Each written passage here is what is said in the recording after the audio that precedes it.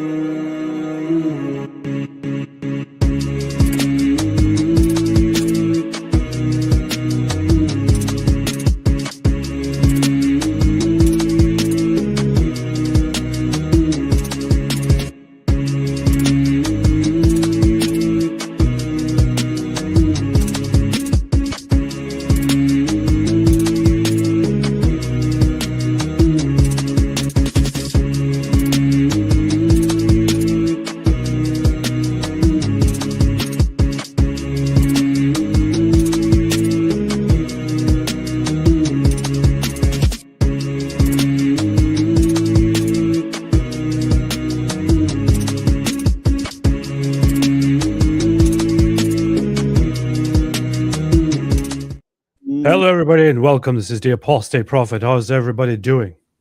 Hope everybody is doing a fantastic. Hey, what the heck? What? I thought you noticed that earlier. Yeah, so as you guys can see, AP did like a green screen in my background or something. He turned it blue. I don't know what's going on there. Yeah, but he just tinted it blue, man. Yeah.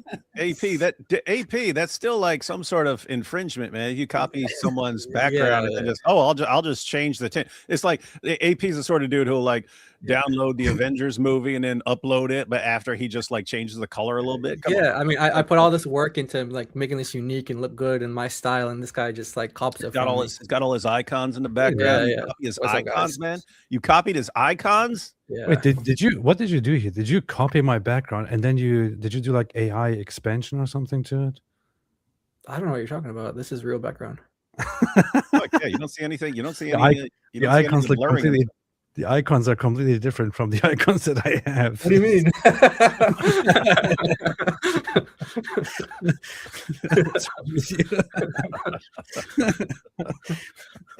What is wrong with you? Where was I? Yes, hello everybody and welcome. This is the Apostate Prophet. Too late. Too late. Hey, what's up, man? I'm here with David Wood and Jai. What's up, Jai? What's up? Nice. How you doing? Good? I'm good, man. I'm happy to be here. I don't know how many times I've been live on your channel, but this is really cool, and I'm looking forward to it. And we got some funny stuff to go over today. Nice. Anyway, all right. Hey, Anyway, hey, and I have avoided watching 1 second of this the entire time because IP was like, hey, let's review it sometime in a few days, but don't watch it. I want your live reaction. So everyone's been sharing this. I haven't, and there's been multiple videos posted about it. I have not watched any of it.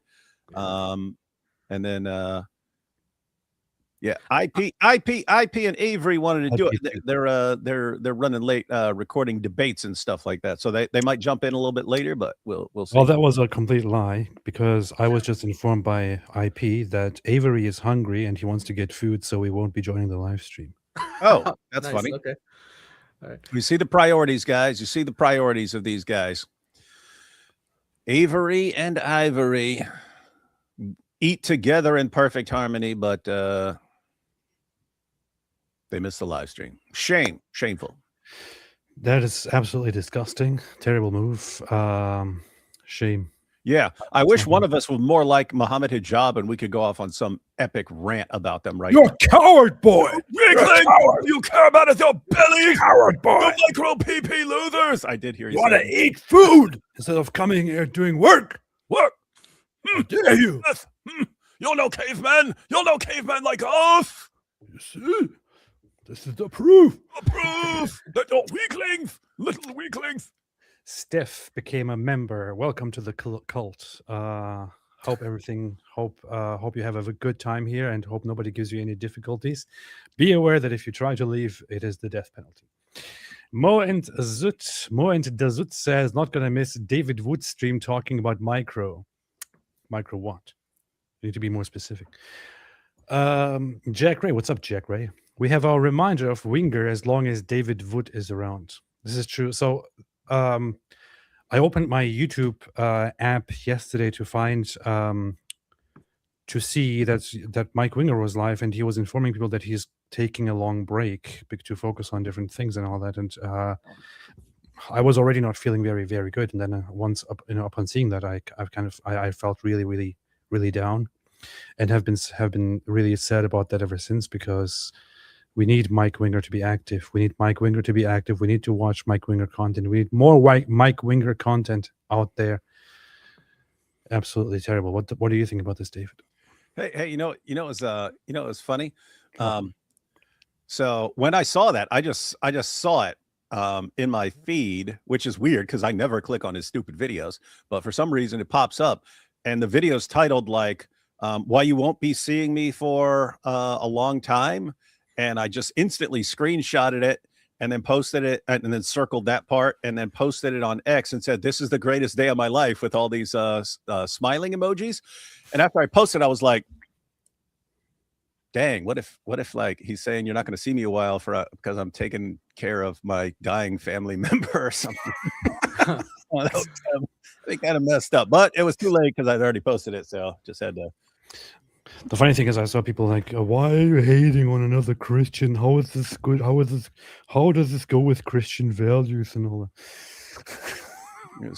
Some people are just bad, man. Some people are bad.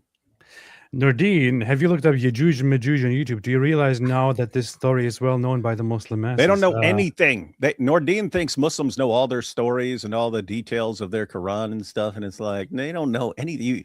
You think that, and you see people posting about it and talking about it, and Yasser Qadi talking about it, and people reacting about it, and you go up and talk to a Muslim and you ask him about it, and he has no freaking clue what you're talking about. So what Muslims know about Yajuj and Majuj, Gog and Magog, are general stories about the general prophecies about the things that they will probably do. You're talking about those who know anything about anything. I'm saying your average Muslim, he doesn't know. And I learned this because I thought back in the day Muslims were knowledgeable. They're dressing in a certain way, and they're fasting during Ramadan. They take their Hajj and stuff.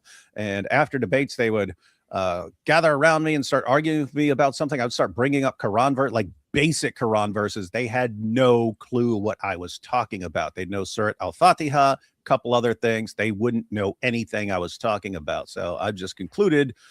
I mean, keep in mind, up until a few years ago, because we popularized it, they didn't know about Muhammad and Aisha. They didn't know that. They had no clue what I was talking about 15 years ago when I would bring it up. They had absolutely no clue. So I've concluded over time, your average Muslim knows nothing about the stuff we pay attention to until we point it out to them, and it starts bothering them enough to eventually go look it up. Until then, they know absolutely nothing about their religion except what their leaders tell them, and their leaders don't tell them a bunch of the stuff that we talk about. Yeah, they might know like the names or some vague thing. They don't know any details or anything like that. But it's Noordin, so it's his favorite topic. So, poor Jai listening to Turk and Psycho. This is very redundant. Poor Turk and Psycho are the very same thing. So, AP, did your PP become bigger after you left Islam? Yes.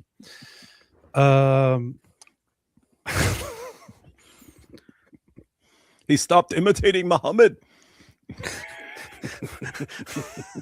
What a comment. Their unquestioning belief in these insane myths proves their minds are compromised to a certain extent. Just think about it. I'm not doubting their minds are compromised to a certain extent. I'm just saying they don't know anything I'm talking about when I bring it up to them. This is getting a little... That was AP's personal growth. This is getting out of hand. I forgot what type of channel this is. Jai's like, what did I get into? Everyone's gonna... I should have said I'm going out to eat or something like that. I'm going to a restaurant or something. Too late now. The White Trash Panda. Hey, yo, AP just found out you have a Discord. I don't see the link on your channel. Do I have to be a Patreon supporter to get in? Are you making this comment because you're trying to troll me? Because I just earlier in the live stream talked about the Discord, which I haven't visited in centuries. But yes, there is a Discord. I just don't link to it, and I haven't visited it in a long time, which is very shameful. And the plan is to revive it and to start a community, which is what I'm working on. And all of it will start at the beginning of next month, when I will be moving as well. Yeah, if AP says beginning of next month, it means like 3 months from now. I'll be moving next month, and lots of things will be happening, inshallah. Sparkly Haru says David Wood is the visible image of the invisible Mike Winger. This is true. I'm not going to read this comment. Thank you. Randy Bale says, Randy Bale gifted a one Apostate Prophet membership. Thank you so much. That was Randy Balls. Wasn't that character's name? Dude, this is a Christian channel. That was the character's name. Pastor Randy Ball. Wasn't that it? We're trying to have a conversation about Christian things, about matters of faith, and you're talking about. You're saying Jay Dyer's not a Christian? That was his character. I don't know if he's. You heard it here. You heard it here. AP says Orthodox Christians are not real Christians. All right, you heard it here. Pretty sure AP is the twin of Shaky Booty. I actually have no relation to Shaky Booty at all, so I don't know why people think that. No, seriously, I thought you guys were like cousins or something. Nope, like first cousins. I live in Bury Park, and I didn't get to meet you. You live there? You live there? How do you live there? What? Oh, are you? I'm not going to make any assumptions about your ethnicity or anything like that. Do you happen to be an ex-Muslim or something? Why are you there? It was an absolutely horrible place to be. Bury Park, for those who don't know, is the main neighborhood in Luton that is just off the center, and that it has become completely Little Pakistan, and it's a disgusting place to look at. And there are some really messed up things to see there, man. There was a mosque, there was a church. We went up to the churches to see how the churches are doing. Most of them are closed, and then there was one church which had something very, very stupid inside, written by Christians themselves, which I shall immediately now bring up here on the screen, because I thought it was a terrible, terrible thing to look at. I have to say though, Bury Park sounds like it should be like a cemetery or something. That's a good point. It's The Walking Dead. That's basically what it is. So I went to Luton and went up to the churches to see how the churches are doing, and then I look inside a church that is basically closed, and what I see is this here. We love our Muslim friends and neighbors. You are not alone. From the churches of Luton. David, why do you think they put this up here? To keep their place from being vandalized, hoping that it will, hoping that their place won't be vandalized if they do that.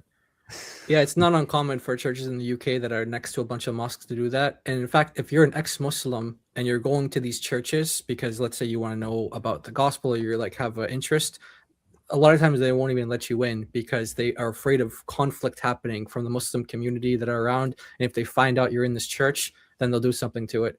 So all that stuff has to happen, like, underground, so to speak, if it does happen. So they have to put these kind of signs up there to make sure they signal to people that they don't want war. Yeah, what just a cowardly thing to do, man. Yeah, you just compare. I mean, the you are not alone. That's clearly like anyone who disagrees with you is bad, but we're on your side, which is lame. If you wanted to say we love our Muslim friends and neighbors, you can. You're supposed to love everyone, but I mean, just imagine this place putting Jesus is the way, the truth, and the life, something like that, up there. Or Jesus is God, or Jesus is Lord, or the basics of the gospel, or let alone Muhammad is a false prophet. But notice wherever Muslims go, it's Jesus was a Muslim. Jesus was a Muslim is the truth. Islam is the truth. Islam will enter every household. And we respond, hey guys, you're not alone. We're on your side. Really? There are a lot of churches that are compromised. A lot of them are compromised, just like this, sadly. If you were, here's a question that I have genuinely. I mean, I have very strong feelings about this. When I saw it, I thought this is just absolutely ridiculous. But my question to both of you is: if somebody goes to a church like this, if somebody goes to this church and the church puts up this sign, what should a member of that church do? What would you do? What would you advise such a person to do? Should they stop going there? Should they try to correct it? Should they take it down? What do you think? I won't say exactly what happened, but I had a similar situation at a church that I was visiting, and what I did is I talked to the kind of leadership about it, and I kind of asked them the reasoning behind it and why they were doing that, and I got kind of a wishy-washy answer, so I wasn't really satisfied with it. But yeah, I mean, so for me personally, I would talk to the leadership and say like, what's going on? Why are you guys doing this? That's what I would do personally. And if they, so yeah, that's what I would do. David, what do you have to say for yourself? The question was, what if someone's going to this church? What would I say? Yeah. No, what would you say to the person who goes to this church? What should they do? Yeah, might need to go Martin Luther, but I don't know. What are you going to do at this point, right? They're surrounded by a bunch of jihadis. Yeah. And have already are already waving the white flag. Yeah. I'd say get the heck out of Luton. There will be no or go there, or other people go there and start evangelizing and so on. But for those who think this impresses Muslims, no, the only thing that impresses Muslims is strength, and they look at this and say, we've already won, we've already defeated you, you've already backed down, we've won. Muslims look at this and think, good boy. Good boy. Now they'll praise you for it. They'll praise you for it, but they will not respect you for it. Not for a second, ever. Yeah, They but will say, maybe you guys wouldn't be surprised, but some people might be surprised to know that a lot of people who attend those types of churches, they think we're wrong, our approach is wrong, that's the way to do it. And so they might actually tell us, yeah, your approach is wrong, that's not how you reach Muslims, you don't be so aggressive or so combative or talk about their beliefs being false, and they actually think they're doing the right thing. It's like it's like backwards world. And you can go up to them, and say, really, so you're right here, you are surrounded by Muslims from around the world have moved to right beside your church. How many of those Muslims have accepted the gospel because of the work and outreach that your church is doing? Exactly. Generally, and again, I can't speak on that church or any other church there because I don't know them, so I don't know what's going on. But generally, they are terrified of the idea of a Muslim converting, because then when Abdul says, "Hey, I'm a Christian now because I was talking to people over at this church," guess what? Yep. Guess what happens? Your church is a target now, and so they're terrified, and so they can't do outreach. They can't preach the gospel to Muslims though. So, dude, it's so bad. So bad. It is very, very bad. Yeah. Hey, David, did you see at the Tommy Robinson march the women who took off their niqabs? No, I'm not watching some strippers, man. I don't care what you guys. I don't. Whatever you guys got going on over there, man. I ain't. Oh, David, did you watch the strip show, the strip tease? No.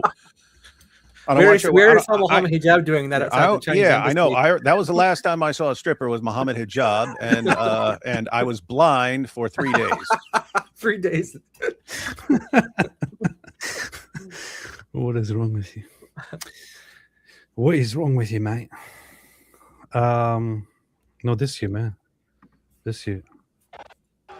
Oh, that.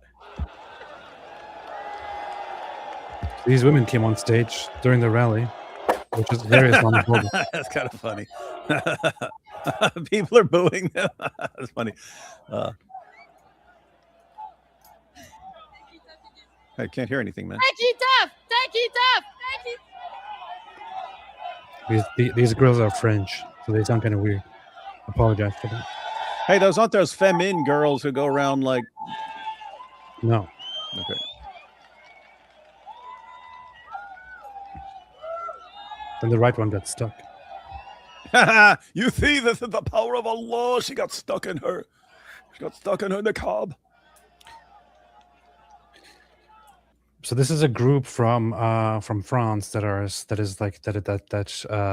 tackles Islam and talks about how it oppresses women and all that. So they came to the rally to speak. After that, she gave a very, very nice speech, but I didn't understand any of it because of her French accent. Mm-hmm. So, but it was I think it was a very good speech. I do not know. We, the people of France, we sound like we always have a mouthful of cheese. But here we are to tell you about Islam. Croissant. The croissant is beautiful. What we say? What is Islam? No, but much respect to those women. They got balls, which doesn't make any sense, but it does make sense in some contexts today. D, what's up, D? How are you doing? Hi, guys. Loving these Spanish police videos. Oh, yeah. I saw that earlier. And I didn't understand what that was about, but Spanish police is beating up the pro-Palestine protesters and pro-Palestine activists who came back from the flotilla. And everybody Really? was talking about that. Yeah. Like Spain is real quick to back down from Islam. I know Spain is like Spain is led by a socialist government and all that. So, but the police was being very, very rough, was being very brutal to them. I don't know why. I haven't really followed what exactly happened, how it exactly unfolded, but they were beating them heavily. I don't exactly know what happened. If somebody knows what exactly happened, if somebody knows the context, please explain it to me. I would like to look it up and then watch those things and see what happened to Daughter of Christ. Haven't seen her in a while. God willing, you guys will see her soon. We're just kind of waiting on something right now. Everything's fine. Just kind of waiting on something that's outside of our control. But yeah, thanks for translation. Mind your own business. Sometimes people don't need to tell you everything that's going on until it's done. Yeah. No, we want to see her. We want to see her in detail. Tell us. We want to see her now. Aussie Abe, yo AP, missed you, man. What's up, Aussie Abe? How you doing? I know I missed being live. I was just traveling for 3 weeks in the United Kingdom, where I learned to speak English over there. Now I'm forgetting it again because I'm back in America. But very good. Yeah, didn't have much of a chance to. I did set up everything to go live, but then I didn't really find the chance to go live very much. So it was kind of stupid. You got to force yourself, man. No, there it was actually. It's funny. I went on the trip thinking, okay, I will not fill up my every single day with something to do. I will not do that. Weakling. And then I ended up just scheduling something for every single day that I was there, and then. That's what I always then it's what we in the YouTube world call don't sleep. You make time by not sleeping. That's what I did all week. My whole family was gone, so I had to do all the stuff I normally do, plus all the stuff my wife does, getting 3 or 4 hours of sleep a night, going live like 9 hours a day. True story. I did so many sacrifices, man. I got in touch with Bob and said, hey, let's record something for my channel. But then he said, oh, yeah, let's have a conversation. Then we ended up recording just for his channel, not for my channel. Bob got you. Good job, Bob. That's how you treat these Turks, man. Don't ever give them any control over anything that happens. You say, no, you come on my channel, do what I say, and then they respect you. Then I was with Stefan. I was supposed to record something for my channel, but then I ended up just doing stuff for his. Then I was with Cam Higby, and he just interviewed me for his channel, and I didn't do anything. I didn't do anything for mine because I thought, whatever, I'll just do it for his. That's just how everything went, man. You got scammed. I'm starting to like these guys even more now. You got scammed, dude. I got scammed. Never going back to the UK. Hey, everyone. So now you know how to deal with AP. If AP comes to your area, be like, hey, AP, we should record something. He'll be like, yes, let's record something for my channel too. And then say, oh, okay, yeah, we'll do that after we record for my channel. And then you record stuff for your channel. And then you say, yeah, sorry, out of time. I got a lot of big deals cooking up. I got to go. All right, catch you later, dude. Catch you later. That's how you do it. And he'll fall for it every single time. No, it's just that I happen to have a very big heart, and I just want to do stuff for others instead of. Get that checked out, man. I got a very large heart can be like it is a bad health condition, and I have to deal with it. Yeah, Microsoft, Micro Hot, and Micro Mohammed. Nordine, Nordine, can you please stop? They may what? Not know about other things, but this story they know. Look at it. Why are you typing like this? Why are you typing like Nordine, are you being influenced by weird jinn to type like this? Are the jinn controlling you, Nordine? Why are you typing like this? Why are you typing like a jinn? Not trolling, trying to get in ahead of time. Not in the good sense. Good. Adamo, great to see you back, AP. Are David Wood and Jai really with you, or is Allah just making it appear so? I think it You'll is. never know. No way to tell. Rodrigo, it's one of the conditions of the alleged Pact of Omar. It is. It is. Burning Bush's channel. Ecumenism is the same as the sign you're criticizing. What? What's the context here? Oh, the He's sign, busy the church sign, that- the church sign. Oh, He's I see. No, it isn't. I see. Ecumenism in what sense? Ecumenism has very, very different contexts and definitions. If you are talking about ecumenism among all religious groups, Christian and non-Christian, and some unity regardless of your own foundational beliefs and values and all that, of course, yeah, that is really, really, really terribly awful and should never be done. Ecumenism, however, within context, I don't know which one you're referring to, so it's a very, very broad term. Vermeers, if you're a mature Christian, you have a duty to stay there and contend for the faith. If you're not, you should probably go somewhere else. Yeah, don't compromise. Oh, Do not compromise. Guys, it depends. It depends. I mean, there is a time where you shake the dust off your feet and say, "All right, I'm done with you." So it can be a difficult call, and that's a real man would never leave his church. Just whatever you do, don't compromise. That's it. Aussie Abe, okay, I'm taking up an evangelism team to Luton. Do it. The Do Aussies. The Aussies are the only people who are tough enough to go up to Luton. You're gonna need like a Punjabi / Urdu translator. A lot of them don't learn English. They just don't even care to learn English. They don't need to. They don't need to because there's not like a need for it if you have like a big enough community. So I'm not joking. You might actually need a Punjabi team or Urdu team or something. That is the thing. It is the lie that European governments have told the peoples forever. It's like, oh, don't be worried. Don't be worried about all this. They will integrate. Don't be worried. They will assimilate. Don't be worried. They will be, they will be taught. Don't be worried. And then what ends up happening is the worries were all justified because they don't actually integrate. They don't actually assimilate. They don't actually change. They simply form their own communities and they don't care about you. They don't care about your rules, about your laws, about your concerns. They develop their own ways, their own subculture, and want to make it the culture of wherever they are. That is how it works. That is how it went in Germany. It's how it went in France, in Britain, in Belgium, and in many other places, which is why you should prevent that from happening. Good solution is very easy. Travel back in time and don't allow mass migration. Very simple. I saw there was an interview you did with that bald British atheist. What a description. With that bald British atheist podcast guy premiering tomorrow. I hope you mimicked his accent back to him.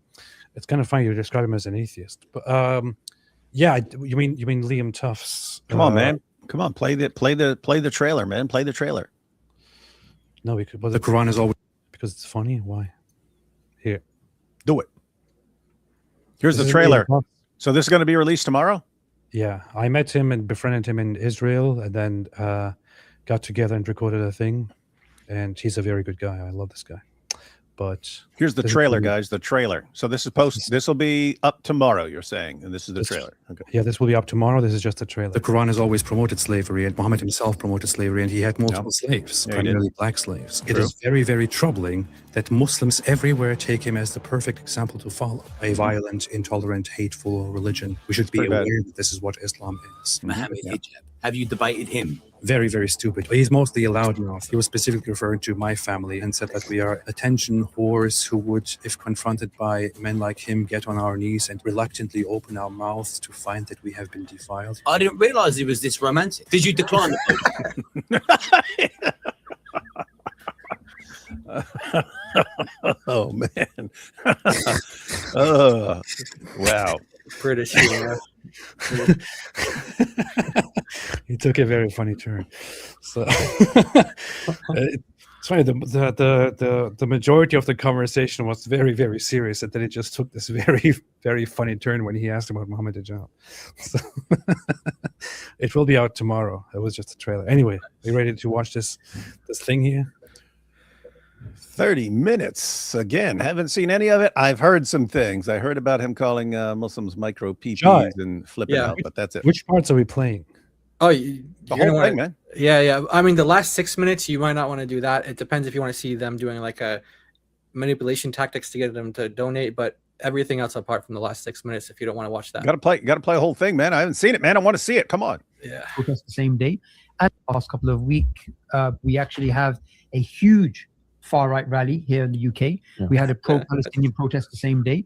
And at the same time, there is this shift in politics as well. And link as well. and the world is headed towards this sort of Just a correction there. It was a huge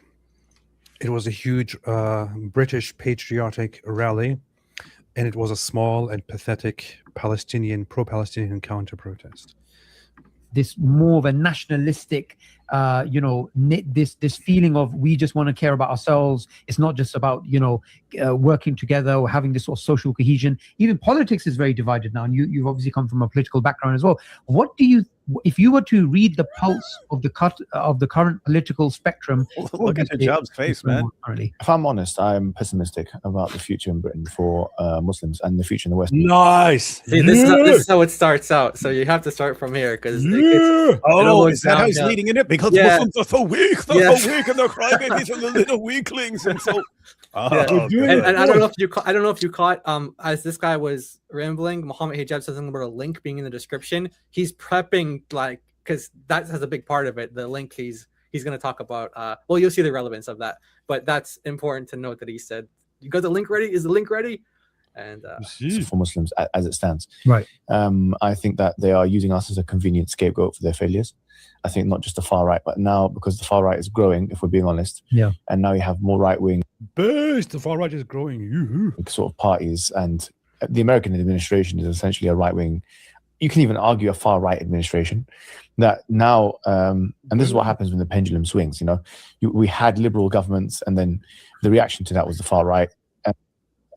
Maybe going to be the liberals once again, but now the time for the far right, and the far right are now overtaking the algorithm on Twitter. They're overtaking the algorithm on TikTok. Even they've purchased TikTok. The Zionists and the far right have a relationship. It's not a good time to be a Muslim in the West compared to the times that came before it. We are, of course, cognizant of this fact, and we are, of course, we have to be prepared for anything that may come our way. I mean, it's very likely that they're gonna start cracking down on us. Yeah, it's very likely that we're gonna start seeing. I hope so, man. Where does he get this from? Yeah. They're gonna start cracking down on us all. I hope you all get deported. All these people like you, Mohammed Hijab, and all the pro-Islamist folks like you. I hope you all get deported. This is like a roller coaster. He's like going up, and it's gonna go all downhill in a couple minutes. Awesome. Hey, is that Subhor with him? Yes. That's Subhor? Okay. Yeah, that's what? I mean that's him. Yeah, I know that's what you call him. So yeah, that's it. That's his name, Subhor. What is it? That's literally his name. What are you guys laughing at? What the heck, man? I was just asking. I was asking who that is. Yeah, that is him. That's the man. You know exactly who it is. And they have a friend. Anyway, yeah. It's very likely that we're going to start seeing sort of an exercising of powers from the government and police force and things of a nature that we may not have seen before, because that's what a lot of British people want now. They've created. That's right. Look, you got Fan. You got Fan in the chat saying, is D Wood saying Subhor? His name is Subhor, dude. His name is Subhor. That's his actual name. Subhor Ahmed. That's his name, dude. I don't know what just because I like to repeat his name, it's still his name. What do you want me to do? It's like the other guy at Speaker's Corner. His name is Mansoor. It's like, how do you expect me to not keep saying his name is Mansoor? Anyway, enough about Subhor. So Than, what's up, Than? Than says I'm back. Guess who's back? This is of course a reference to him saying I'm back one day, and nobody knows why he's saying that. So boring, but hey, always good to have you back, Than. Richard Delina did not fight for this. He did not indeed. Hello, I missed you all, especially AP. Thank you, Ida. Ida is beast. DOC went to conquer Mars. She did indeed. We know that. In the past they used to call it the Jewish problem. Now they've created the Muslim problem. Yeah, no, this is essentially what they've done. Yeah. And we've got to be really cognizant of that. And the first thing we have to do as Muslims is stick together. I'm very surprised. I have to say, I'm not impressed with the Muslim community. Like, there's some things. One second. You know, You hear the tone shift in his voice? Yes. Okay. He went from one. He went from 1 to like 2.5. But you can tell.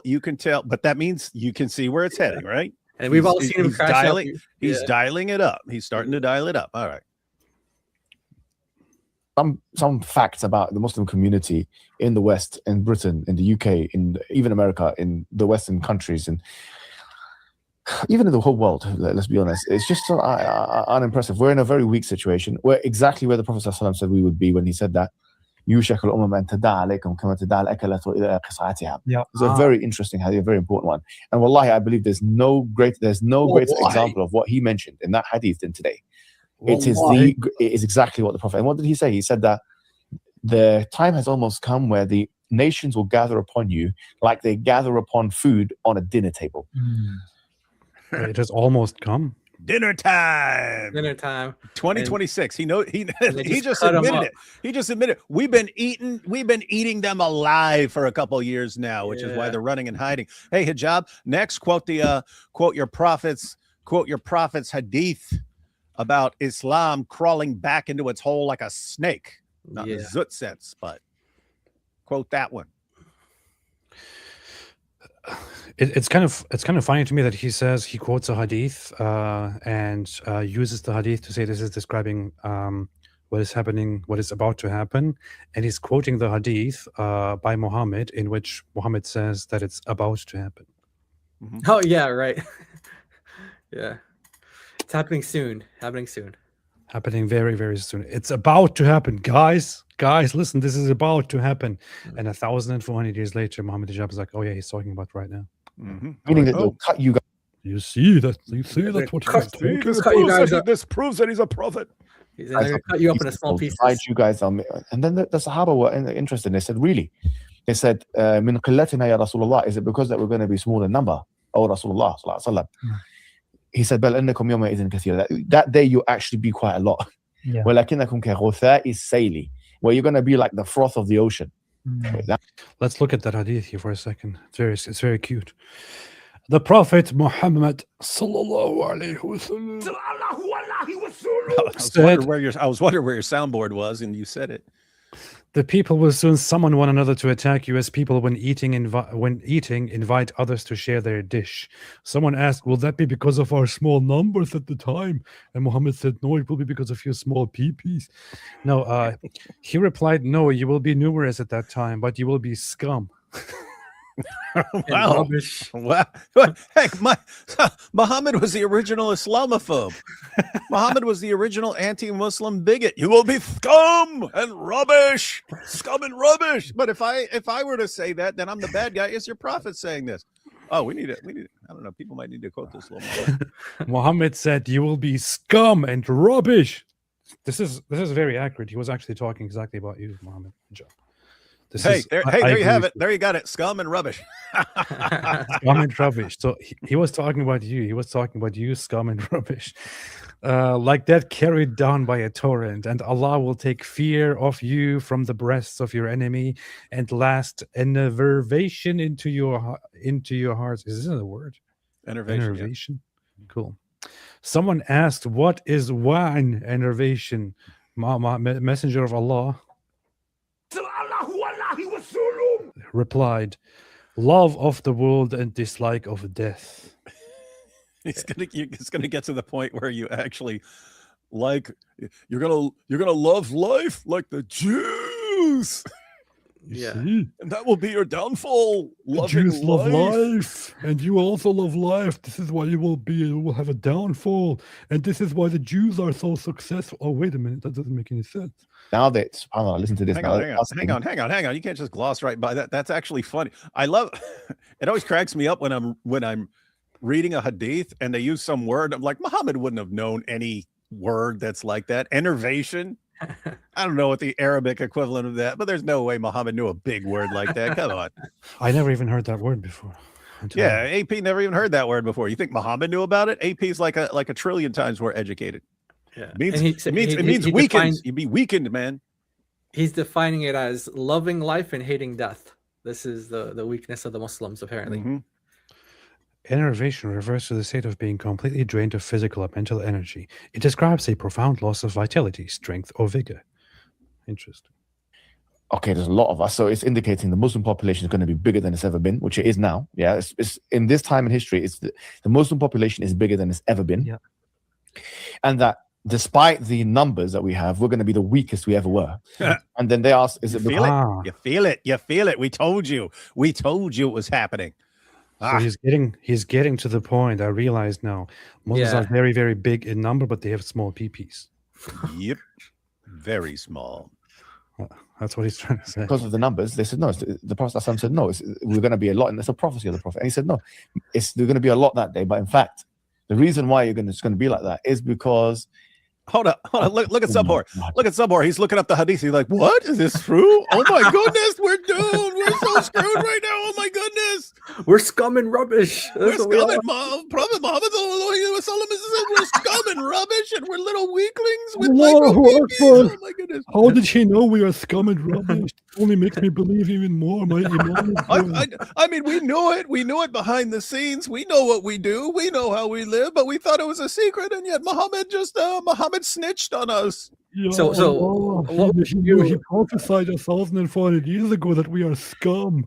So what would you guys do? Okay, you guys have both debated Muslims on this topic. Muslim says, hey, this is the prophecy that Muhammad gave and it's being fulfilled, and they quote this. Yep. Well, what would you guys say?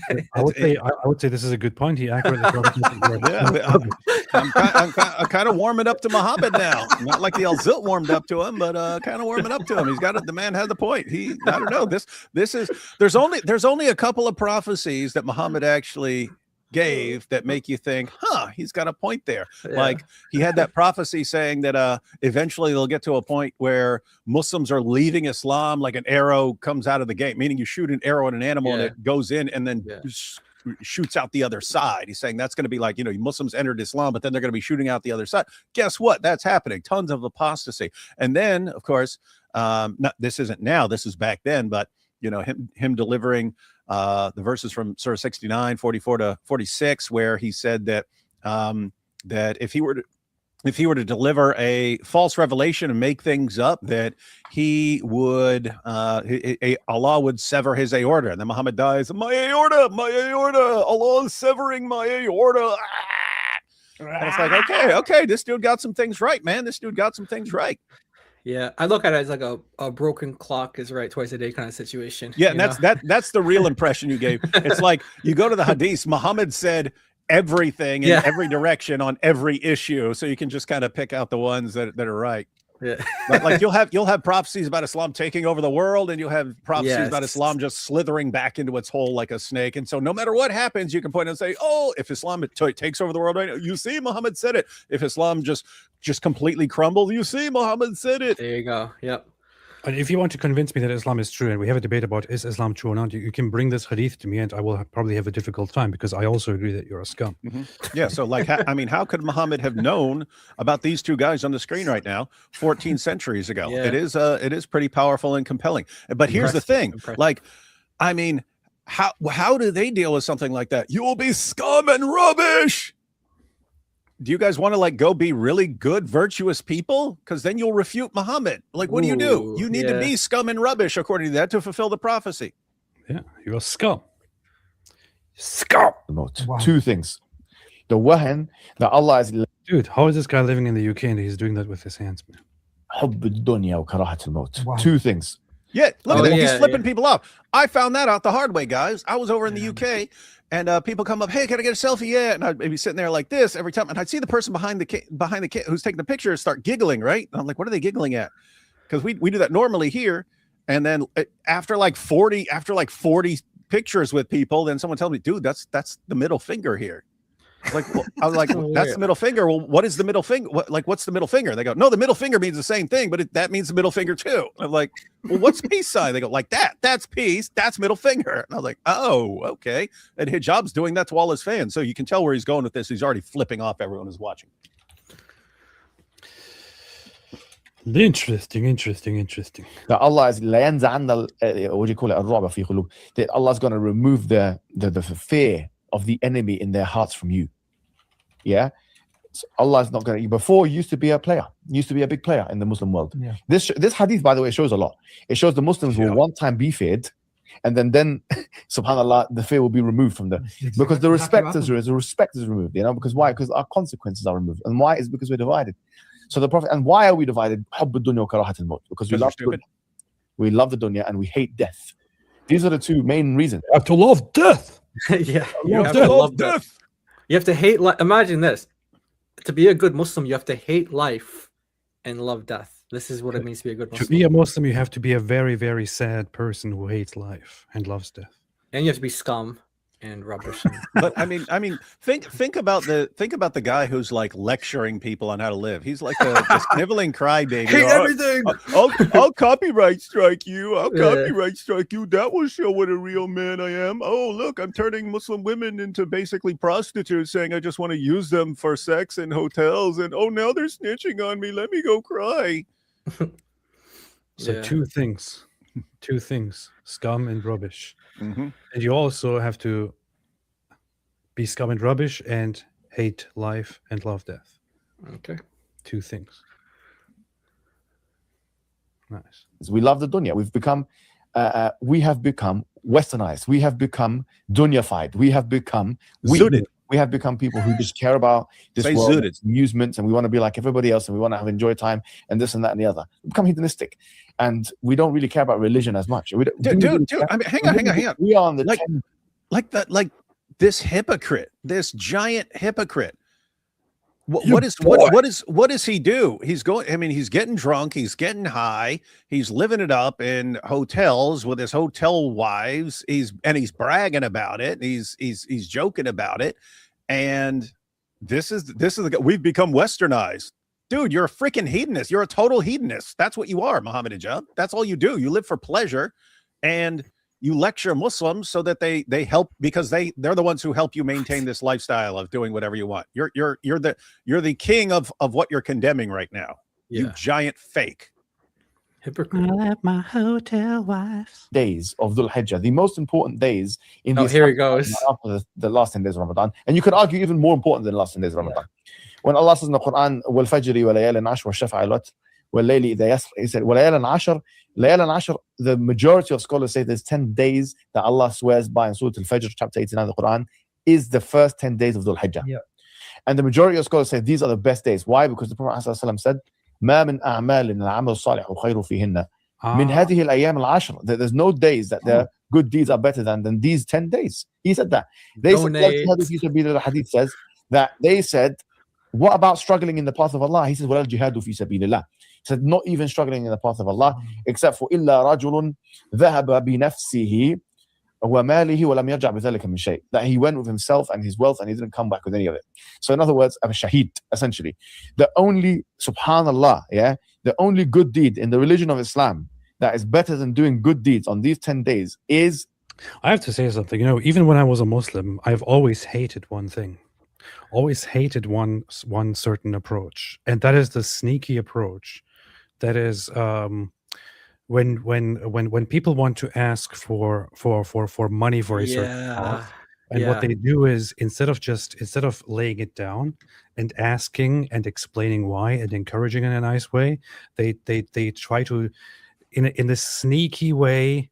And you can sense it. You can really sense it. Like you can feel it coming in this sneaky way. Start this whole preaching, this whole session, and then all it is all supposed to lead up to, and therefore you should be donating to this right now. I've always hated that attitude, man. If you're going to ask for it, just ask for it. All this guilt trip and manipulation. Remember, that's why I pointed out. He said, "Is the link ready? Do you have the link ready?" Because he was building up to that, and now he's about to guilt trip them like crazy and manipulate them like crazy. Yeah, everyone catch that. So, I mean, Jai pointed it out. I couldn't tell what he was saying because he was quiet, but Subhor was talking, and then his dad was like, hey, get the link ready, get the link ready. So he was telling him to get it ready, so he knew where he was going with this. And now it's make them feel guilty and show them the way out. Show them the way out to show them the way to atone for their weakness and rubbishness, according to their prophet. Yep. Shahada. And look at us, subhanAllah, we're just living our lives as normal. There's nothing. There's no extra prayers. There's no fasting. There's no Quran. Hey, you don't care about the Quran. Did he say no frosting? Did he say no frosting? Do you know he has a book on his right above his head? There's a book. It's a Secret Affairs. I mean, it's a Secret Affairs. I wonder if there's like a subliminal message there. You see that? It's a Secret Affairs. I have an extensive library of secret affairs.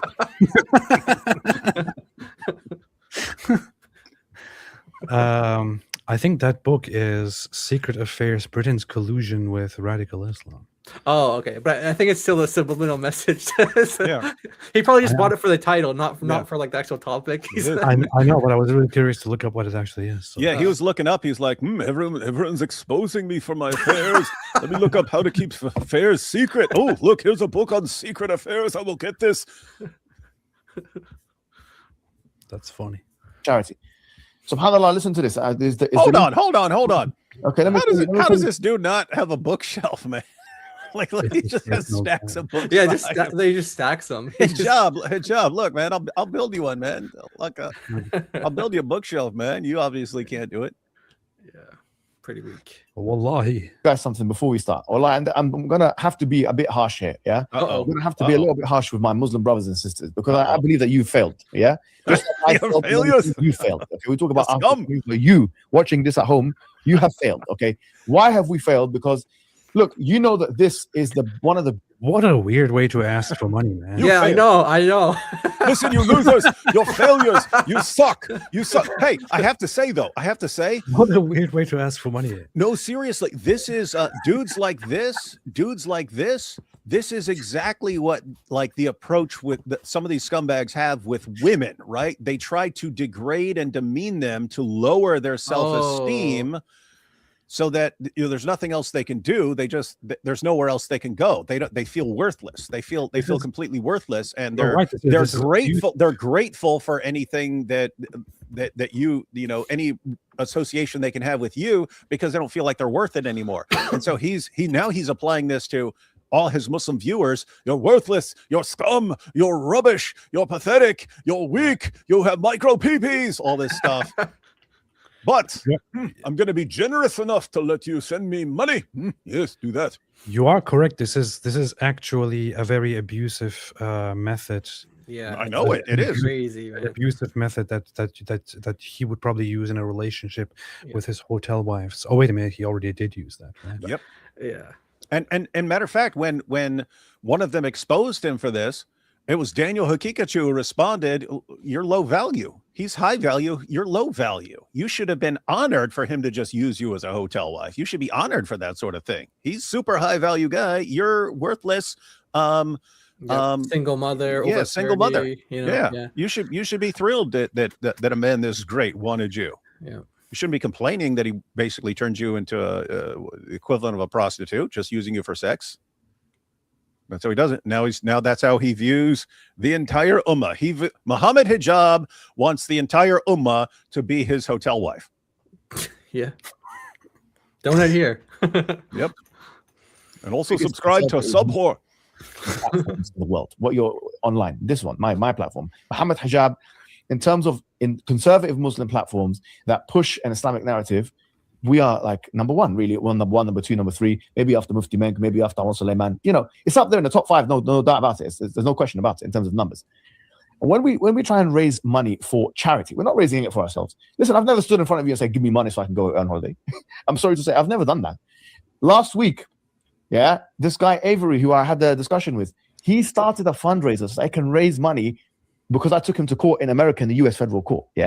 I took him to court pro se. Which pro se means litigant in person, which means what? Which means I'm the one going to do it for my own chat GPT, what he was doing on the actual debate. I'm going to have to do the same thing, take a page out of his book. Oh, hey, yeah, pause that I don't have a yeah, because Look at what he just said right there. I'm not coming with big fancy lawyers. You're not allowed to have big fancy lawyers, Mohammed Hijab. You are officially bankrupt so that you don't have to pay those hundreds of thousands of pounds to Douglas Murray and the Spectator. So you declare bankruptcy. So you can't be hiring big fancy lawyers. So you have to do it. You have to represent yourself. Yeah, it's not a choice. It's not like some choice. It's not a choice. Yeah, and Hijab couldn't say, hey, I'm going to raise money for big fancy lawyers. They would snatch that. They would snatch that money from you in a heartbeat, right? Yeah.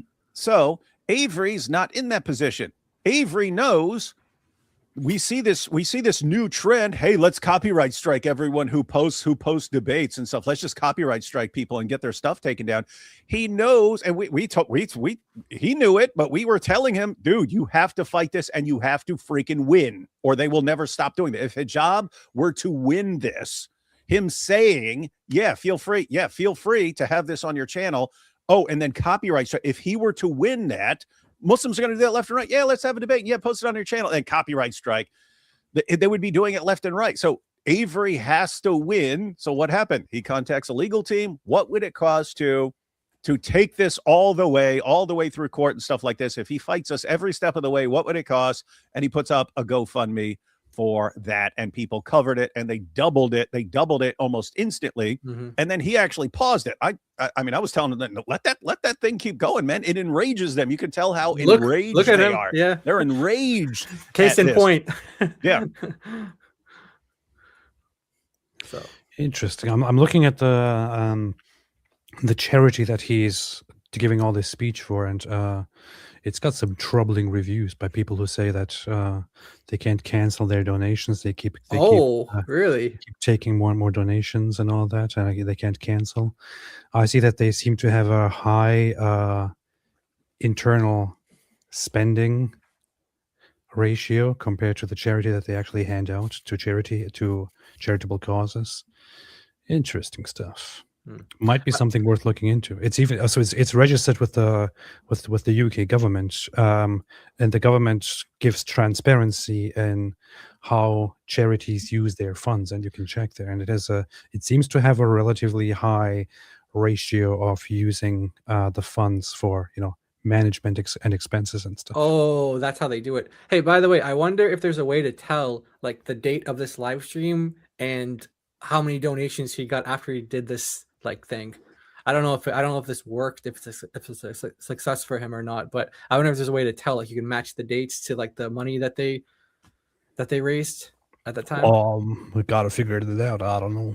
All right. Okay. I don't know. Oh yeah, representing me tonight. When was this live stream? He does it like every Tuesday. So when was that? It was last Tuesday, right? Yeah, last Tuesday. I mean Tuesday.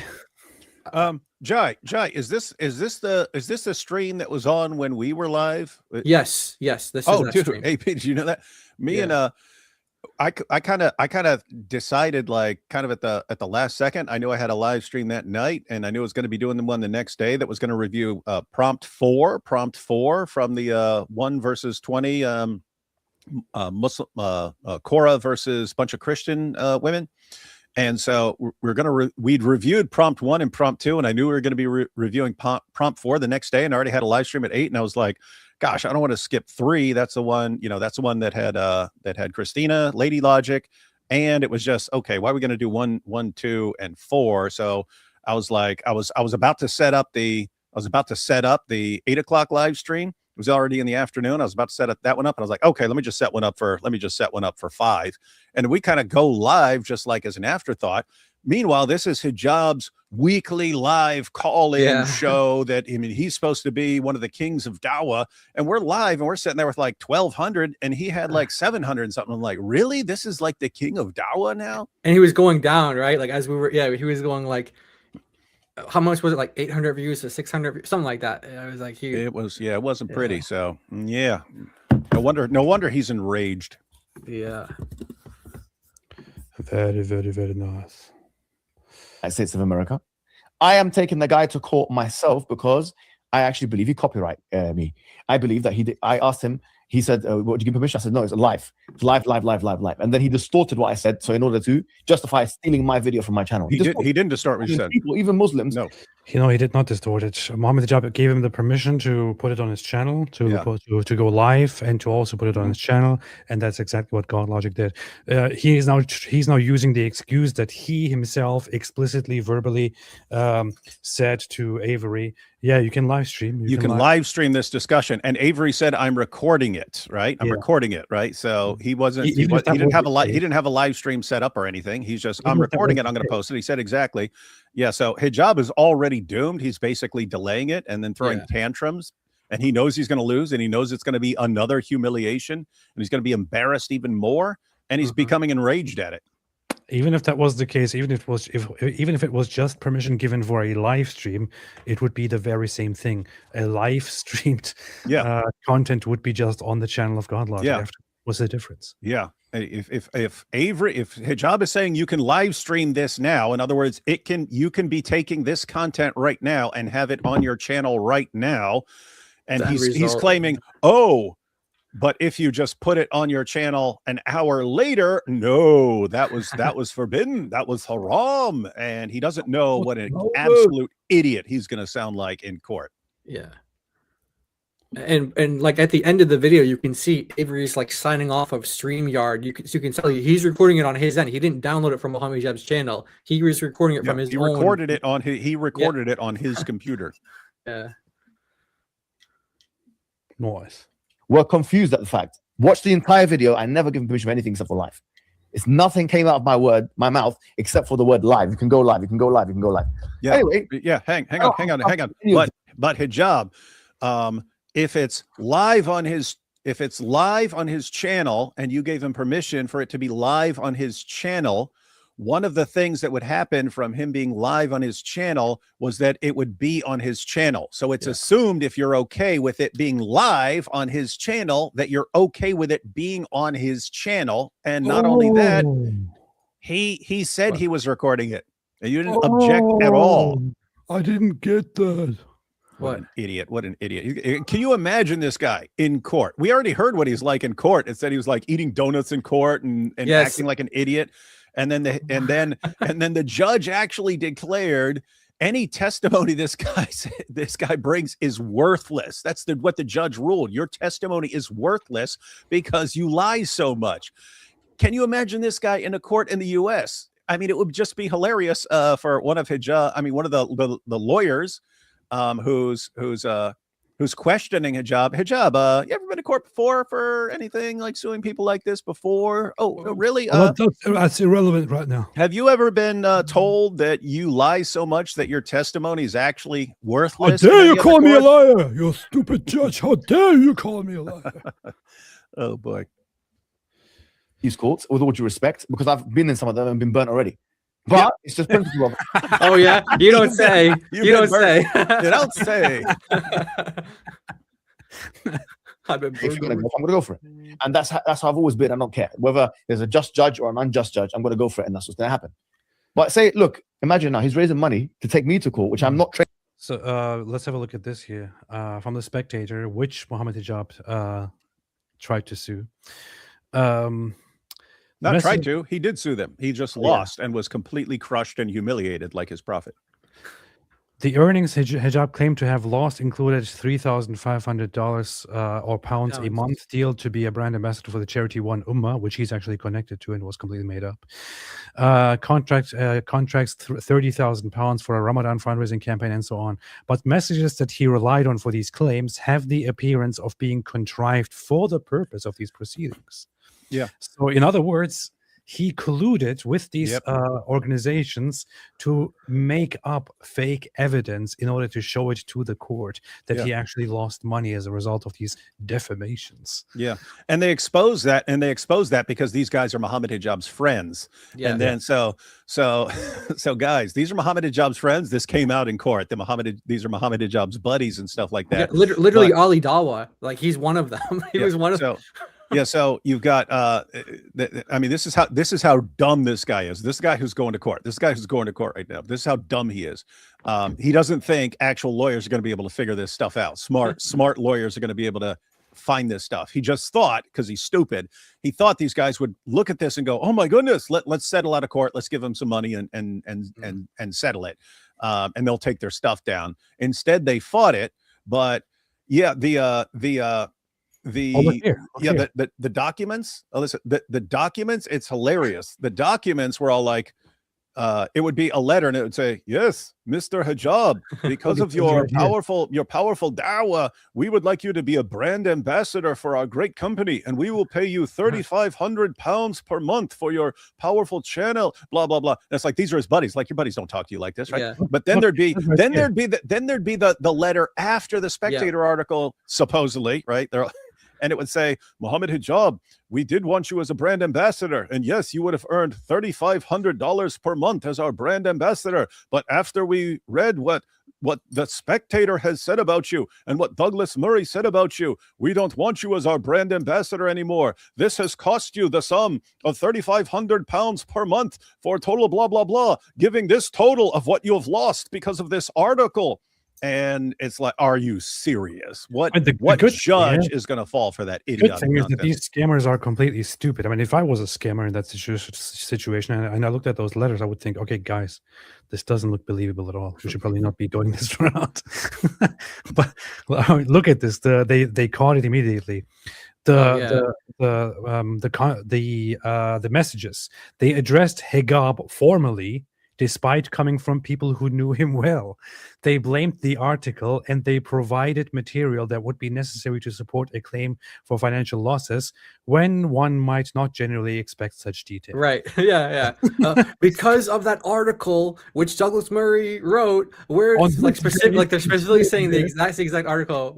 We're no longer going to pay you this money that you would have otherwise had unless it was for this article. It was like something like that. Yeah. It was like, yeah. They also arrived at roughly the same time, which was several weeks after the article, but very shortly before a letter of claim was sent. You see that, guys?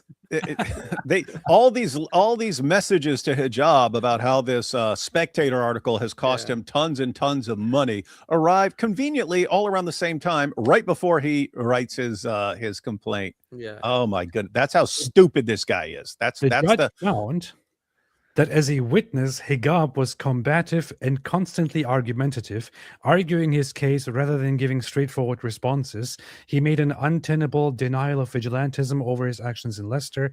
He made claims that were not credible when he said he was unaware of having given a speech in front of a van displaying images of the Holocaust on another occasion in Golders Green. He also described the Jewish people he encountered in Golders Green as Zionists without any objective basis. The judge rejected Hijab's claims because the videos he publishes are at least as reputationally damaging to him as the article. So in other words, whatever they were publishing, the videos that are on their own, they say just as much as the article said, if not worse. Yeah, they're worse. Yeah. So guys, so it, like, according to Mohammed Hijab's lawsuit, these guys are saying, because of this Spectator article, you can't be our brand ambassador, when Hijab has done things over and over and over again that are way worse for someone's brand if you want to associate with someone. And that article would be like the least of your concerns about Mohammed Hijab if you have a company. So it was, I mean, fake, absolutely fake. That's what the judge said here, apparently, according to the report. Yeah. Basically, in short words, in plain words, told Hijab, hey, you don't need to be complaining about this article that the Spectator wrote about you, because your own videos are worse. Like, basically. anyone can conclude the same thing, whether they read the article or whether they watch the video. They're going to conclude the same thing about you. Man, incredible. What a dope. Incredible. Trained in US law. I'm not trained in UK law. I'm not trained in any law, let alone federal US law, I'm not trained in any law. He raises, I don't know, someone said £60,000, $60,000 in one day. We try and raise money for people that are being killed. Oh, like, subhanAllah, like 11. Did God Logic not raise more money? How much money did he raise? No, it was 60,000. That's when he shut it down because it was over double what he needed. So he's like, he shut it down. Where, again, I would say let that go. Just to enrage these guys, because keep in mind, the reason we're telling Avery he definitely has to fight this and win this. He already understood that, but we're all making sure he knows the significance. You can't allow them to be shutting down Christian channels and stuff by endless copyright strikes. So he has to win that. But also, So you want it to be a deterrent. You want it to not work. So it's a deterrent to people using this method. Well, guess what's also a deterrent? Making Christian apologists rich and giving them everything they need to fund their ministries for long times, right? Mhm. That's a massive deterrent. Hey, I'm going to copyright strike this guy and take him to court. Okay, well, guess what? You're going to end up giving him a ton of money because people are all going to want to donate it. And then if he doesn't, and then if people go beyond what he needs for the court case, then they're all basically funding his ministry. Stop funding Christian apologists who are going after Islam. Stop funding their ministries. Do not do that. And they even called him out. Who was it? Jake who called him out? Jake who called him out. You just Yep. gave Avery a ton of money. What the heck is wrong with you? That's why, I mean, it would have been hilarious for Avery to get like 200,000 or something like that for his ministry to be completely funded, all thanks to Mohammed Hijab being an idiot. That's just like a supreme deterrent. Every time another Muslim thinks about doing this in the future, hey, I got a brilliant idea. Let me copyright strike them and take them to court. Everyone would be, no, do not do that. Yeah. Don't do that. That is so stupid. Massive deterrent. No. And you see him like breaking down psychologically over this. Yeah, and so they're about to say like, oh, but the video is available on our channel, and they think that like that's what's going on here. Like he's fighting so that people can just merely see the video, not the principle here, not the idea that Muslims think that they can just control things and try to get our channels banned because of their copyright strikes and all this stuff. They think that, oh, it's just someone can still see the video on our channel. That's all this is about. No, it's about you trying to control people, you trying to shut people down, you trying to get people banned, and you're lying to people saying you can have it on your channel, and then when they put it on their channel, look what you do. So this is going to be making Muhammad Hijab an example, and he doesn't like that. He doesn't like being made an example of. We saw what happened in Beirut. Bang, bang, bang. The Israelis were bang. We're trying to raise money for charity, and wallahi, you guys, I do not think we will be able to, by the end of this live, raise $50,000, $60,000. Of course you won't. Imagine this: they're raising $60,000. Of course you won't. Of course you won't. And they actually haven't, right?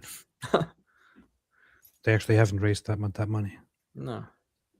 Yeah. For copyright. For not copyright issue to harm a guy in the United Kingdom called Mohammed Hijab. No. It's No. not to harm you. What? Wait. It's he gave Avery a copyright strike, and he thinks Avery fighting back is harming Mohammed Hijab. Yeah. Are you? Stupid? What is How's wrong? he? Yeah. You see how this guy thinks? How is he harming you? Oh, this is all to harm me. No, it's because you're trying to give Muslims a brilliant tactic to take down all the channels that are crushing dawah. And Avery saying, no, you're not going to do that. And it's that's not Avery trying to harm you. That's Avery standing up against a stupid idiot with thug tactics and protecting Christian apologetics channels. Yeah, this guy is hit. It's like there's like a proverb in Arabic saying like someone hit me and then they cried, and like you're the one doing the action, and then you act like the victim. No, no one's trying to harm you. You tried to harm Avery, and he's defending himself, and he's standing up for really all content creators so they don't get taken advantage of by people like you. They want to legally harm a man in the United Kingdom, Muslim man called Mohammed Hijab, who's doing dawah. Which I'm flattered that they all think that it's worth that much money, and I'm flattered that they think they need to do that. And I'm actually, no, Hijab. What's happening is that you are suing somebody because you're a baby. For their right to publish something that you have even given permission to, and people are saying no. Screw you, we are going to support this guy whom you are suing. That is what is happening. What does it have to do with dawah? You are not the victim, Hijab. You are not the victim. This is like Uthman ibn Fibin. He's like, oh, they're trying to hurt the dawah. They're trying to hurt the dawah. No, your dawah is you're admitting it yourself that you guys are weak. What dawah? You guys are weak already. We don't need to do anything. You guys are destroying yourselves. It's like this is not about you having strong, powerful dawah or something like that. It's because you are. Yeah, go ahead. Yeah, and I mean, just guess what? When Mohammed Hijab gave Avery permission to have this on his channel, Hijab was thinking he's gonna manhandle Avery and powerful dawah. Avery schooled him and humiliated him, and the video on Avery's channel was blowing Hijab's video out of the water and was going viral. It was going like this. So Hijab, boom, copyright strike to keep it from going more viral because he just doesn't want everyone reviewing this constantly and using it to make fun of him. So he came up with the brilliant tactic. Ooh, copyright strike. And we said no, not going to do it. They have they overestimate me more than even I overestimate myself. Yeah. But the fact is this: why I forget these guys. We are weak because we can't even help our poor. We are weak because we can't even raise money. Look, we're talking about Lebanon. Lebanon is a country with 30 or 40% Christian. Okay, we want to raise money for people that have been oppressed, whether they are Muslim or whether they are Christian. Actually, because wallahi, like a lot of Christians. Listen, a lot of Christians. I know you guys are watching this. He's trying to appeal to the Christians now. What do you mean? A lot of your donate? He wants us to donate to him. He also had like 700 people watching. There's certainly are a lot of Christians watching. It's money for people that have been oppressed. Now they are watching, whether they are Muslim or whether they are Christian. Actually, because wallahi, like a lot of Christians. Listen, a lot of Christians. I know you guys are watching this, and I think, to be honest, this has been quite bad. The interaction between us is not a representation of how Muslims and Christians should interact. So I'm honest with you, bro. Really? He's talking about Lebanon here, and he's talking about how Christians are, how Muslims and Christians are being oppressed in Lebanon. This is a very typical slimy tactic to appeal to Christians, despite the fact that this guy also happens to be an extremely anti-Christian bastard. He's trying to appeal to Christians by bringing up Christians because Lebanon happens to be a Christian country, or a country that is originally Christian and that has been occupied by Islamists and has been overtaken by Muslims. In the conflict that is ongoing, the conflict between Lebanon and Israel, the fight was started by Hezbollah, which took over and occupied vast regions within Lebanon. The Christians in Lebanon hate Hezbollah, and Hezbollah repeatedly attacks and keeps firing at Israel, as a result of which Israel says, all right, enough is enough, we're going to go in. Among Christians, the general attitude is that Hezbollah is the one to blame here in this case. The request has repeatedly been for Hezbollah to stop fighting, to stop doing this, to stop ruining the country. This guy comes here as an Islamist trying to appeal to Christians. Take it, or sort the situation out with your fellow Islamists, Hijab, who are causing all the mess. Yeah, he's I mean, this is like a grifter kind of thing. He's just trying to appeal to, like, he's trying to appeal to Christians as if he cares about the Christians of the Middle East. He doesn't even care about the Muslims of the Middle East. Look how these guys treat Palestinians. Forget about Lebanese Muslims. Look at how they treat Palestinian Muslims. They don't care. They're just trying to raise money, and I don't know, God knows what they do with the money. But these guys don't actually care. They don't care about Palestinians. They don't care about Lebanese Christians. They don't care about Lebanese Christians or Muslims. He's just using this as a way to get people to donate. Grifter tactics. Yeah, and I mean, this happened a lot. I mean, you saw this. I mean, I don't know anything about this particular charity. AP says it doesn't have a good reputation, but we saw this a lot. We saw this a lot in the aftermath of all the people raising money for the people of Gaza. And so they take donations, but they're taking like 60% of it for their hard work of asking for the donations. We saw that over and over and over again. Of this guy made $2 million off of asking for donations for Gaza and stuff like that. So, I mean, given who we're dealing with right now, what do you think's going on? Hijab, you raise money for this, and we'll give you like 40% of whatever you're raising. Probably something like that. Alhamdulillah. I actually I'm quite connected to lots of Christians in southern Lebanon, and maybe I can bring some of them on here sometime. But those guys absolutely hate Hezbollah. Then they are sick of it. They hate the Islamic change of their country. And even one big consideration that people even have is they don't want to split Lebanon, but there is this thinking going on of maybe we should just split and create our own independent Lebanese Christian country. Yeah, because it's not going to work out. Yeah. Polemical, yeah. The fact of the matter is this: we Muslims and Christians have always really coexisted. Muslims and Christians. What? Answer. This just turned into a comedy hour now. We've always coexisted. Give us your money. For 14 centuries, Christians and Muslims lived in perfect harmony. everything was great. It was all wonderful. We were brothers. And then Avery came along and started attacking me. I don't know why. I did nothing, but he started attacking me and trying to divide us because we were so loving towards one another. And now Avery's ruining it. Oh, don't let him do it. Don't let him do it. Send me money. And everybody knows what we're talking about when we say there are two major religious groups, and for the last 1,400 years, maybe with some slowing down over the last 100 years, they have been fighting against each other. Everybody knows we're talking about Christians and Muslims, right? The Islamic invasions of Christian lands started with Muhammad himself, immediately with his successors who invaded Christian lands, and they did not stop until the end of the First World War, where finally an end was put to the Islamic imperialism. And right now, there's still a lot of fighting going on. There's still a lot of fighting going on, just not on as big of a scale as it was in the past. But you could just see this currently as a little bit of a pause phase, because the West crushed the Islamic Empire. Yeah, Quite some togetherness here. The closest people to you are the Christians. Can you imagine that?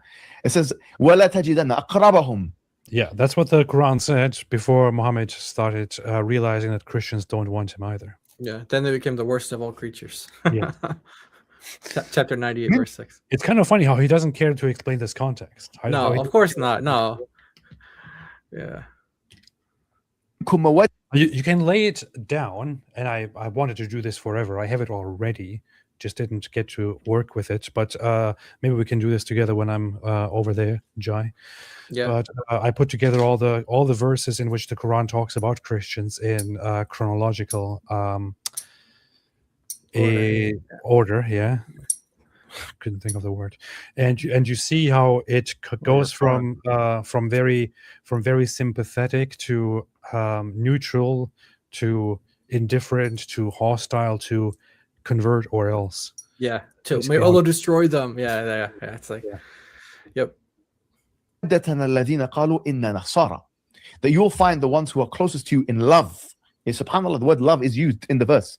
You will find that the closest ones to you, in love are the ones who say we are Christian. That is a verse in the Quran. Many Christians listening to this might not know that. Yeah. In terms of people, that is true. That's what the Quran does actually says. Yeah, it does say that. But that's before things turn ugly. With Christian people. And what's also important is that it is an attempt by the Quran or by Muhammad to suck up to Christians because things didn't work out with the Jews. Doing exactly what he's doing. Exactly what he's doing is what the Quran was doing. It's like, come on, guys. Let's all get along. Don't give us your money, like that kind of thing. Like that's exactly what he's doing. That's what the Quran was doing. So first, Muhammad was trying to suck up to Jews and Christians. Yeah. And the Jews rejected him, and he started hating the Jews. Yeah. And the entire rhetoric there is, Jews hate you, but Christians, they love you. Christians are good. Until he interacts with Christians more, and then things get nasty, and then it goes, okay, you know what? Christians are the same. Christians and Jews, the same. They're friends of one another. Whoever befriends them is one of them and will go to hell forever.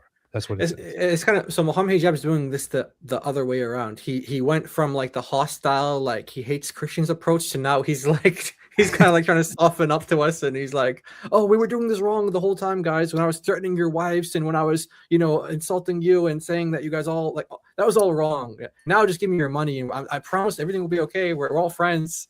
Send me money so I can help the Christians. That's what I do. I raise money to help Christians. Yeah, sure. So imagine any Christian falling for this. This is crazy. Still don't understand how Israel gave the temple to the Muhammadus and they still claim apartheid. Complete change of topic, but sometimes I wonder if I'm not very much into conspiracy theories, but sometimes I wonder if it's also a tactical thing by Israel because they are afraid of what happens internally if they have full control over the temple, especially of the secular Israeli governments of the past. Maybe they just don't want to deal with the consequences of having full control of the temple. I don't know. It's an interesting topic. Very interesting. We don't want to always have these antagonistic things. Sometimes we need to work together. Yeah, there are times, Against Zionism, for example. against Zionism, but let's just say something even That's when they want to be friends, when they can use us as useful idiots for them. Christian people. Let's be friends to destroy the Zionists. Lebanon's one of the perfect places because the population is almost evenly divided. So we're raising money for Lebanon. The people who have been devastated in Lebanon by the Iranian strikes in the most holy days in the Islamic calendar, with potentially the exception of Layl al-Qadr and potentially the exception of the last 10 nights, with a difference of opinion among the scholars, actually. And the majority say it's actually these 10 days. And let's see how much we're able to raise today by the end of this live. Mr. Avery was able to raise $60,000. There's also something funny that he points out here. Lebanon is a perfect example because the population is nearly equally divided between Christians and Muslims. Before that happened, Lebanon was considered the Switzerland of the Middle East. Yeah. It was Beirut was considered the Paris of the Middle right. East, which had a different meaning back in the day because Paris was actually a good place back in the day. Now Paris is not the Paris of Paris. Yeah. So that actually had a good meaning back then, not to be confused with Paris today. Yeah. But it was considered a blooming, wonderful place in the Middle East. It was ranking very, very highly. It was a desirable place. Right now, in terms of quality of life, Lebanon ranks somewhere at the very bottom of all countries in the world combined. In terms of happiness, it ranks somewhere. Sorry, in terms of happiness, it ranks somewhere at the very bottom, not quality of life. Quality of life is also low, but happiness is extremely low. The country has gone down the drain after the Muslim takeover and the civil war. Yeah, when he says it's like kind of evenly split, I mean, I haven't seen the stats in a while, but from what I remember, it's like 30% amongst Sunni, Shia, and then Christian. When he was talking about all the people they want to help, when they're saying Muslims, they're grouping Sunni and Shia together into one group, when it's not really how they view them. Even though Southern Lebanon, that's basically Shia. That's like not, but that's how these guys view them as, like, the guy even said, he said, like, oh, even the Druze, we'll even help the Druze, where the Druze are like this. They're not going to help the Druze or the Christians these guys are such liars. To take a man who is untrained in law, which is Mohammed Hijab, to court in USA. And not only that, for a video that's already online. That's the point. And it's the narrative that's being made is like, what do you call it? We're hiding it. The video is online. Yeah. So it's not like we're trying to hide that. The video's online. It's got 400 and something thousand views. All right. So what's the problem with putting it on God Logic's channel? Yeah. Why don't you? And that's not the narrative. Channel? That's not the narrative. The narrative is you're trying to control people. That's what you're trying. You're trying to get people banned. Yeah. And he's fighting back. And trying to give Muslims a tactic for getting Christian channels shut down. Yeah. And we're saying no. And then he's whining like a little baby. And in fact, this is a bad move, which is why he had to create a second account with which he's trying to do the copyright, with which he did the copyright strikes, right? He created the Hijab, Mohammed Hijab account, with which he did the copyright strikes. Hijab hotels. Yes. He didn't do it with his normal Mohammed Hijab account. He did it with his Mohammed Hijab account. So you can watch. You're very welcome to watch the video. It's not like we're hiding the video. We're not giving away our videos. We're not giving away our videos, so imagine especially not to anti-Muslims, sure. and so on and so forth. Bro. So $67,000 or whatever raised, so you can watch the video on his channel, which is already on this channel. You know that's not true. It shows how much. Yeah. 60,000 because that's how important we believe it is to stop you guys from being able to control our channels and get our content taken down and stop us from wrecking Dawah. We understand this is important. These things are important. We can't give you guys this stupid deceptive tactic for getting us copyright strikes. We will fight you in court on this every single time if we have to, but we're not backing off this one. Can't do it. Hey guys, how much does Mohammed Hijab owe in court fees in the UK? Somewhere around £850,000. Yeah, it's like a little over like $1 million, right? So he knows how much lawyers cost. He knows how much court costs. He knows this is not money that's just going to make Avery rich or something. This is how much lawyers cost. This is how much, if it goes to court, this is how much litigation costs. He knows this because he spent over 15 times the amount of money that Avery raised. He knows that as a fact. So he's trying to, he's also gonna say that Avery's a grifter and things like that too. I wonder where he got that from, but yeah, he's trying to. How does this whole bankruptcy thing work out? It's like, I mean, if he never has the money to pay any of that back, I and don't know. he actually does, I mean, he declared bankruptcy. How long do they drain him until they have all of it settled, or Don't know. nobody knows? That's the UK. Why do you think we would know this? Yeah, we're not trained in UK law, much less federal law. Bro, not just that. Imagine what he should give that money to the Lebanese. Bro, he should give that. Look, poor people, bro. Instead of grifting, instead of taking the money and putting your, we want to see receipts. Use it. Yes, use it for hotel wives. Use it for hotel wives. The funny irony of this is that it's literally Mohammed Hijab himself. Yeah. Mohammed Hijab is the reason why that money is being raised. Mhm. Yeah, and he's about to say he kind of stopped himself. He was just like, instead of putting that money in your pocket, that's not what he's doing with the money. He's not putting it in his pocket. Like I said, Hijab knows how much lawyers cost. He knows how much courts cost, and he knows how much fees. This guy is paying like $1 million worth of court fees. He knows that. So he's guys. lying to his audience. Yeah, everyone. Understand that guy. He knows this stuff gets expensive because lawyers are going to do investigations and stuff, and so he knows that money that he owes. That's what those were the legal fees and stuff like that of fighting him through all this stuff. So he knows this stuff is expensive. Yeah. It blew up in his face like everything he does, and he's whining like a baby over it. Yep. Not in this sense. Receipts. I mean, your Christian people should be saying to you, we want to see you're a grifter. Yeah, you're a scavenger and a grifter. We want to see receipts of who, what do you call it, what lawyers are charging you and how our money is being spent, since it's going into your bank account. And it's the case, it's going into your bank account. All right, so you're trying to make money from Mohammed Hijab, personal money. What? You can make it. I'm happy that these Christians are losing their money, these anti-Muslim Christians, because not all Christians are the same, but these particular ones, I'm happy that they're losing it. Let them lose it. But the point is this: can you? It's so funny how he's actually very angry about this. He's mad. Narcissists. You see how narcissists think? Everything is about hurting him. Everything revolves around him. No, you're the one who did this to Avery. You're the idiot, dude. You're the idiot. Oh, look, that's a good thumbnail right there. Look at the pause. Yeah, it is. That's poor sub. He's going to sit here through all this. Can you just imagine that? Yeah. That people are trying to £100,000 to take Mohammed Hijab to defend themselves in court, and he's his own lawyer in the USA, and he doesn't even have anyone backing him from the Muslim community. Oh, poor guy. I don't want no one to back. I don't give a damn. I don't care. Do you know how many court cases I've had? To defend himself. Yeah, to defend himself, and he keeps running his mouth. He's yes, Mohammed Hijab. He's defending himself. He's defending himself. You're defending yourself, not by choice. Yeah, that's not your choice. That's because you lost this big. You can't. If you all of a sudden have £50,000 to hire a legal team to go and fight Avery in court, people are going to be like, "Wait a minute! I thought you were bankrupt. You need to hand over that money. You know you're stuck, man." Yep. What a dork. The funny thing is that I sent this over to Douglas Murray to have a look at that.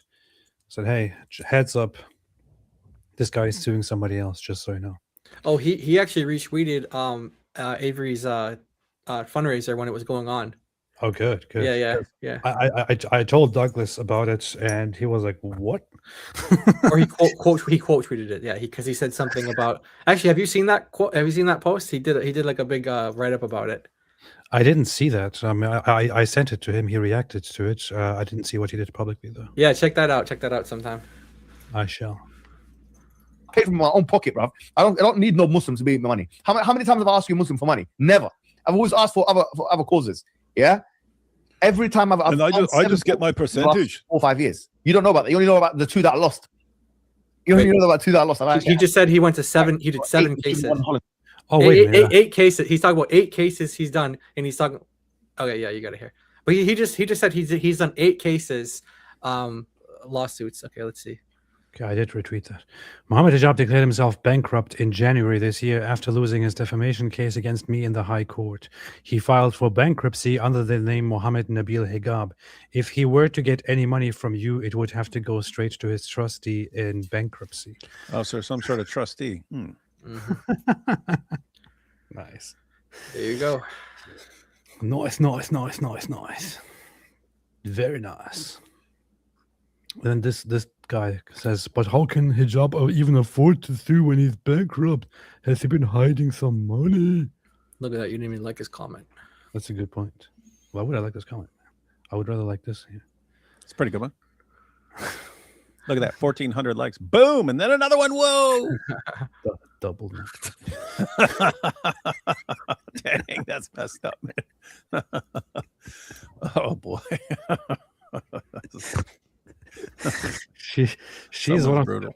she's one of the funniest people on Twitter of all the Zionists. Which I did win, and it was a historic victory. But the point is this: I've had many court cases. Many of them have settled. Many of them we won. Many of them we lost. That's just the game of it. And I don't give a. I've never asked you people to fund my litigation ever. I have never had the audacity. I've never been so shameless to ask my people for money. I will go make money from YouTube on the advertisements or whatever it may be. I will take that money and I will use it myself as a sadaqah to fund my own struggle against the enemies of Allah. And I'm glad and I'm happy. And I'm Hijab, you're getting 700 people watching your live, man. You ain't funding nothing by your YouTube, man.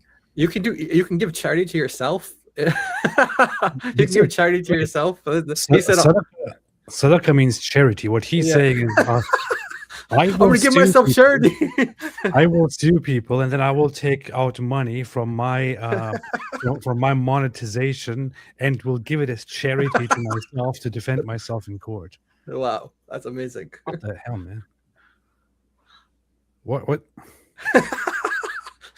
So, like, if you pay yourself, you're giving yourself charity. I mean, what kind of a weird way of saying what he thinks here? To whatever it may be, I will take that money. I've never had the audacity. I've never been so shameless to ask my people for money. I will go make money from YouTube on the advertisements or whatever it may be. I will take that money and I will use it myself as a sadaqah to fund my own struggle against the enemies of Allah. I'm glad. Wait, struggle. What would be the Arabic translation of that? It's jihad. Oh, that's his jihad. Jihad.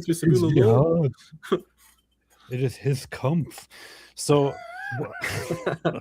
what he's saying is that apparently he needs to give himself charity to fight the lawsuits that he himself voluntarily starts against other people over frivolous reasons. And I mean, think about that. I don't know the details of all his lawsuits, but what it seems like is he sues people over criticizing him or embarrassing him. Criticizing him or embarrassing him.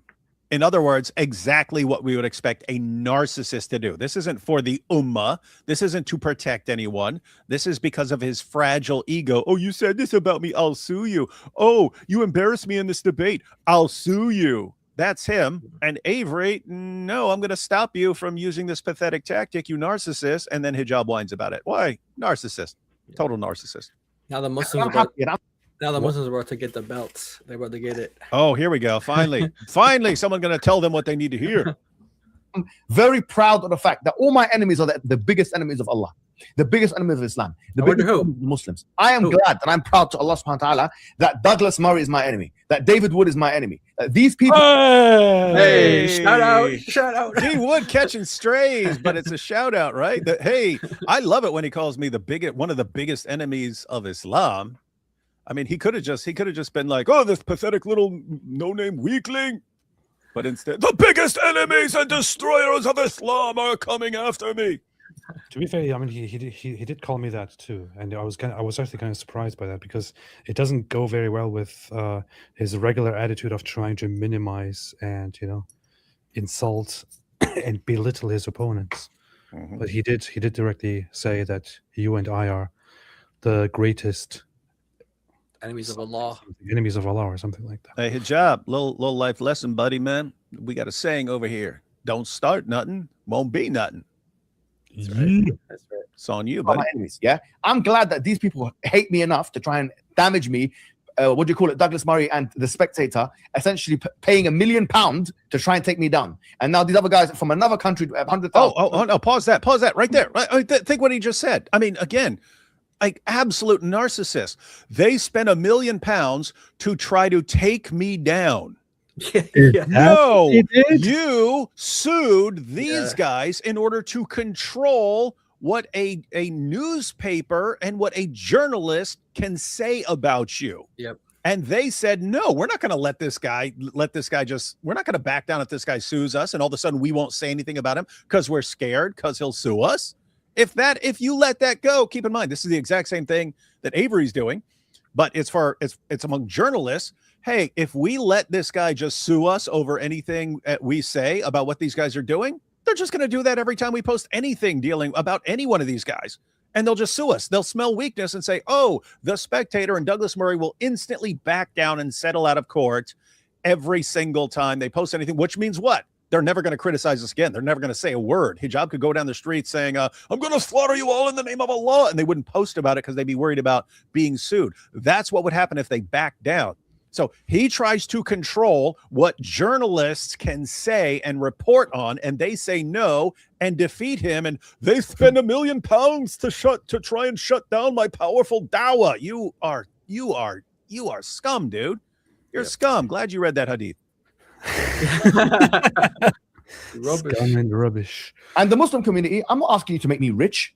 And I'll tell you what, I'm telling you this for free. I am not rich. You guys know You're that officially I'm bankrupt, right? By the way, I'm still a council property tenant. By the way, I still live in a council house, in the government-funded house. I don't own anything to my name. Try and find something to my name. I have nothing.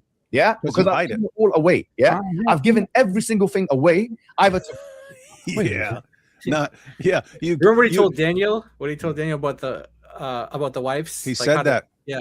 You remember that, AP? He was talking to Daniel, and Daniel is explaining to him how in the U.S., if you get married and then you divorce the woman, she's going to take half your stuff. And Hijab's like, what? That makes no sense. You're the one earning the money. You should just, pay her a little bit of money. And he's like, no, they're going to take half your stuff. And he goes, well, then you should hide it. You should hide it. Make sure other people have it. And that way they can't come for it. And then you see him, what? I've given it all away to who? Your buddies to hold for you. Come on, man. The thing is, this doesn't make sense because if my memory serves me right, a long time ago, he said in some other live stream or video that that he lives a comfortable life and he's wealthy or something like that. Well, that was before he got bankrupt, probably. Yeah, all right, that's true. Yeah, or causes or the dawah itself. I can assure you that I've given every single thing away. I'm not asking you to do what I did. I'm asking you to do just 1% of that. You've got a link. People are dying. SubhanAllah. You can't even bring it to yourself to give money to these people on these special days. And these guys are paying £100 million, £100,000 just to take me out. Notice what's Take you happening. out. To take him out. It's not to defend themselves. It's to take him out. Notice how he's leading this charity here. So he's asking for money for this charity, and this is how he starts out. He starts by attacking and humiliating and insulting all the Muslims, and thereby asking them to donate to the charity. It's not even that the charity started and nobody donated to it and all that. This is how he starts out the charity. It's like, oh, you people, you don't even do anything. You're sick. This is how he asks for money for charity. Yeah. Do 1% of what I did. You're pathetic. You guys, like, this is how he talks to his people. Losers. And instead of that, let's talk about istighath. Let's talk about Ash'ari, Maturidi. Let's talk about Athari Salafi. Is he Salafi enough for you? Let's talk about the gender debate. Let's kill each other. Let the Muslims fight and kill each other more. And then these guys are going to do the same thing to us. No, we're not. We're We're not going to. What are you talking about? We have no plans of that. What do you mean, these guys? Which guy? These guys you were just talking about? So, David, do you have plans to destroy? Well, I mean, not physically. That's what you're saying. You're like physically destroying, killing people. Yeah, we're here to destroy dawah. Yeah, That's it. no one's trying to hurt you, dude. Wallahi, do you know what? The far right have a point. That's how far I'm going to go. You guys, wallahi, the most have a point about you. They're right about you. And Mohammed was right about you when he called you scum and rubbish.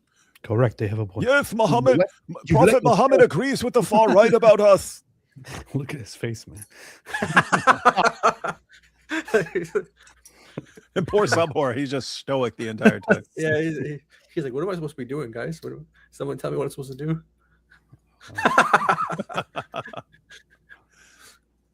It's like a rabbit. So look at the Jewish community. Look at the Jewish community. Look what they've done. Look, do you think if I was in I was the same Mohammed Hijab in the Jewish community, do you think I'd be like this? No. Are you dumb? Are you? They probably wouldn't. They probably wouldn't I'd be tolerate. rich. They probably wouldn't tolerate somebody like you anyway. Are you dumb, stupid, or dumb? Huh?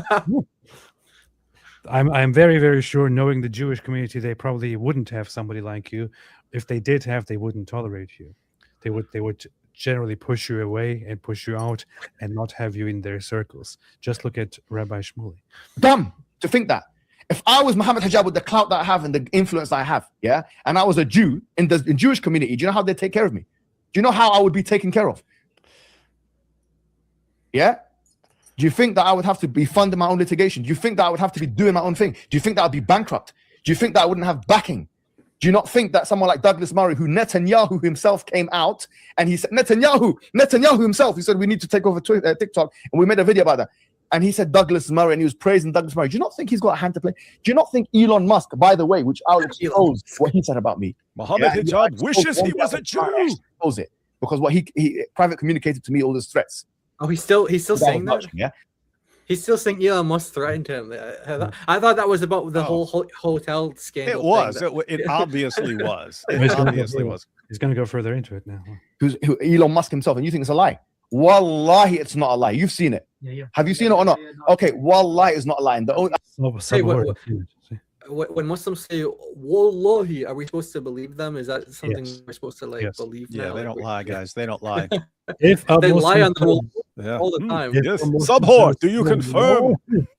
Wallahi, then he's telling the truth. It has to be like, it has to sound like full. It has to like the has to be very full in order to be true. So if he goes like wallahi, then it's true. Then you It know. depends also on the strength of the wallahi. The truthfulness of it depends on how powerful you say it. Just so you know. and I even Yeah, have it all documented. Blah blah blah You blah. sent it to a few Akhi, people. and then the next week, Elon Musk came out. He didn't mention my name, but he said, you know what? Tommy Robinson's got a what do you call it? A court case. Didn't he say that? And he said, in that court case, I'm gonna fund him. He didn't. The court case was against me.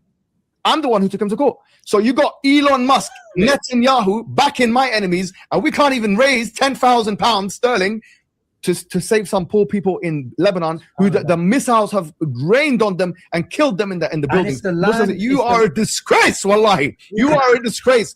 وَإِن تَتَوَلَّوْا يَسْتَبْدِلْ قَوْمًا غَيْرَكُمْ ثُمَّ لَا يَكُونُوا أَمْثَالَكُم. Wallahi, the issue is with you Muslims. It's the issue with you, wallahi, what you've done. It's your fault. The far right are right. Because you know why? Because you can't even take care of yourselves. We can't Hey, even you see him tap on his leg? You see Subhor tap on his leg? Dude, calm down, man. Subhor is trying to call him. كونوا أمثالكم. Wallahi, the issue is with you Muslims. It's the issue with you, wallahi, what you've done. It's your fault. The far right are right. Because Yeah, you know you're what? right. He is. You see You that? can't even He's take care of tapping his leg going, dude, stop. Subhor's Why trying would to you call tap him. his leg and put Hey, your finger no. in your mouth? This guy. Hey, Yeah, why'd you tap his leg and then like taste it? What the heck is wrong with you, dude? No. Hey, you know what's fun? You know what's funny is you know how because I was thinking, hey man, you should tap him and you should tap your boy there and like tell him he's crashing out here and everyone's gonna use this to make fun of him. And I say that because that's what I used to have to do on Jesus or Muhammad when I was with Sam, and he'd start screaming at people, and I'd tap his leg, and that meant, dude, calm down, you're going too far here. Yeah, but he's tasting it. He's like, Yeah, I know. I didn't taste it. There's no scenario where I'd be like, Hijab's leg, This is a perfect, tastes this very is a perfect strong. thumbnail. It's the perfect thumbnail. It's the perfect meme. Look at that. Ourselves. We can't even take care of our own house. Yeah. The Muslims. I'm not here to attack the Christians today, and I'm not here to attack the atheists. You know what my attack is upon? The Muslims, because they deserve it the most. You guys have the Quran. That's You a guys clip have the right there. Sunnah. You guys have the Prophet Muhammad Sallallahu Alaihi Wasallam. You are the failures. You are all the failures. Wallahi, Muhammad you said are they failures. would be. You are kaghutha'i sayl. You are the ones who are froth. What have you done for the ummah? What have you done for anybody? You can't even raise money. What have you done? What did your daddy done? What did you do? And what did your daddy done? What have You you hillbilly done? rednecks, bunch of hillbilly rednecks. Billy Redneck, what Yeah. have you done? so Quran says that Muslims are the best nation. Mohammed Hijab, you're failures. You guys are like, Dude, hillbilly hey, AP, redneck. we need to update our soundboards, man. oh yeah, this is good clips right We here. need to Yeah. update our soundboards, man. This is What good have stuff. you done? What have you done? This reminds me of this here. You Sorry, I'm online, kinda- and, Yeah. and Alex Jones responded to that. I love the words. Good thing this is. Oh god, this is not the clip. Ah, It's the wrong clip, man. You can't even find the right clip. Stop embarrassing us. I was just looking for Mohammed Hijab and Mohammed Hijab and Alex Jones, but goes off on rant. Anyway, I'll look for it some other time. For the poorest of the poor. Why are our people the ones getting bombed the most? Why are our people getting killed the most? Why are our communities getting humiliated the most? Why us? Because of the reason why is because, subhanAllah, the Quran even tells us you're going to do what the Prophet told us. You're going to follow the ones who came before you. Shibr and dhira. You're going to, like, inch by inch, handspan by handspan. Meaning what? You're going to just follow the ways of division. This is how retarded Muslim preachers are generally. Why are we dying? Why are we suffering? Why are we being killed? Why are we killing each other?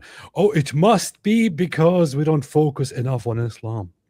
It must be because we are not being very good Muslims. It must be because we are focusing too much on life. It must be no. It's probably because you are being too Islamic.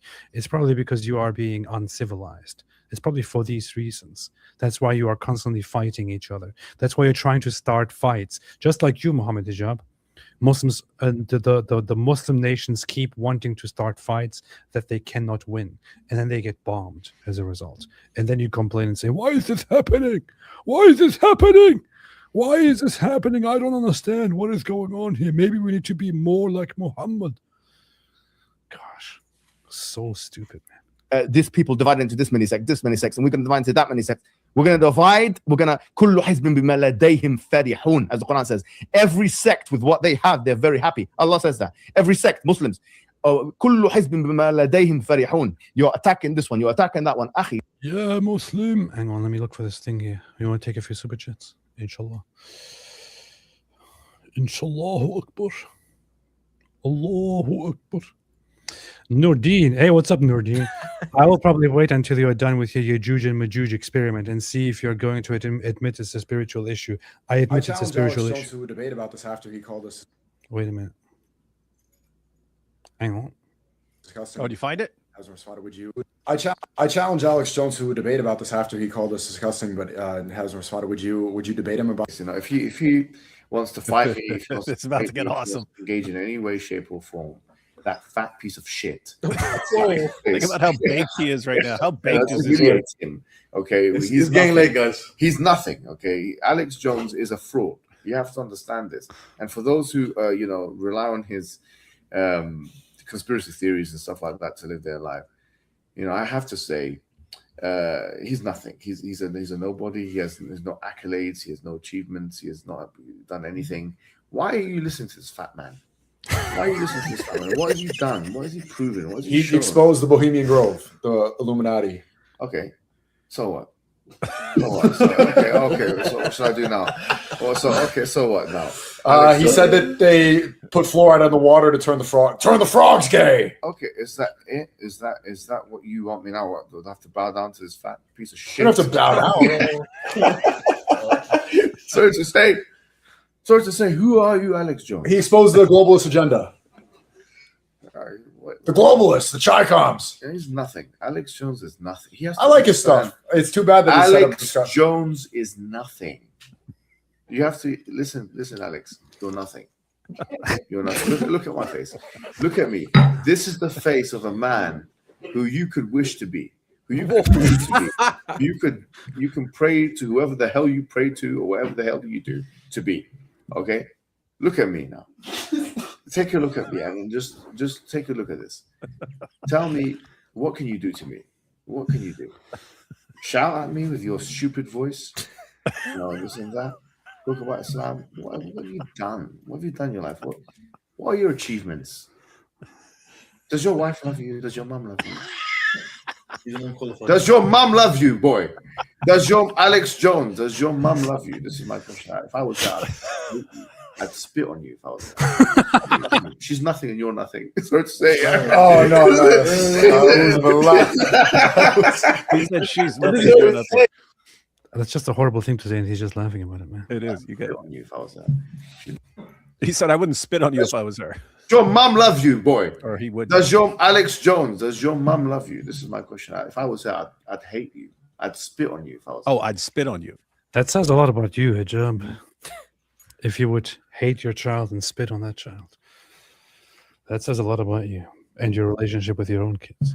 She's nothing. She's nothing, and you're nothing. Sorry to say. Oh no,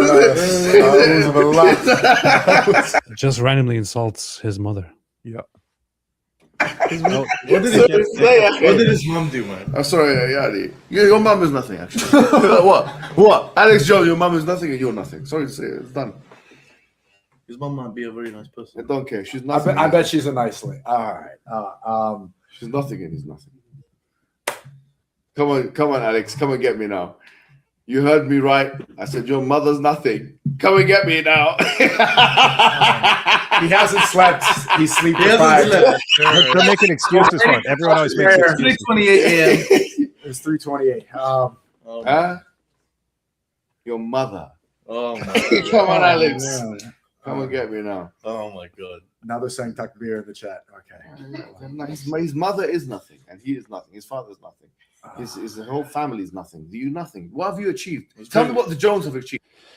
I just want to ask Sneeko a question here, which is like, I mean, do you realize at some point when you hang around with this guy and these guys, do you realize at some point, hey, this is these are really, really bad behaviors and really bad qualities and really ill-willed, really not qualities and not behaviors that you would associate with good people, right?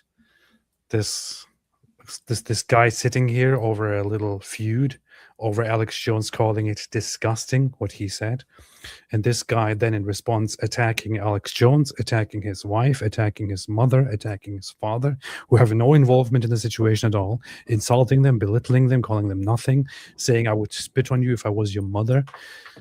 At what point, Sneeko, do you realize that you are surrounded with terrible people who are not good people at all, man? Not good people at all. At what point do you realize that? I want to know what the Jones family has achieved in Oklahoma, you hillbilly, you redneck. What have you achieved, you hillbilly, you redneck? What have you achieved? You know what you should have done when you went? Whoa. He is baked. What have you achieved, hillbilly? What have you achieved, redneck? What have you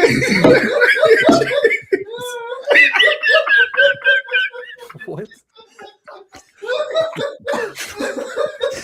What has the Jones family achieved? What has the Jones family achieved? Tell me one accolade that your dad done. Tell me one thing that your dad done. What did he want? You hear someone laughing in the background. Too. I bet that's the Warner.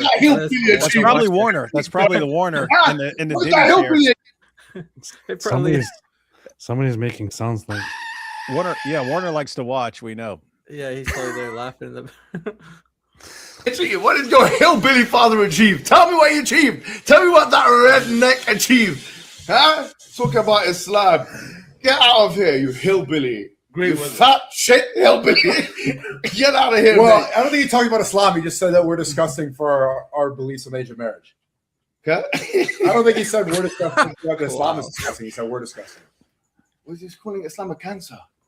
Is that that what what he said? He said disgusting people. Have you got disgusting people? Yeah, disgusting people, bruv. What have the Jones done? Tell me what the Jones has done. Tell me what Mrs. Jones has done. Tell me what Mr. Jones has done. The hillbilly Jones done. Great weather. He called us You know, cancer. you know what you should have done? You should have gone to Bohemian Grove and bloody worship the devil with them, bro, because they would have given you some life opportunities. You should have gone with them. You got nothing. Wow, that's his dawah, calling people to worship the devil. Wow. Oh, man. That's his dawah. they cut the video where it gets very interesting, actually, where he starts singing and then completely losing it. All right.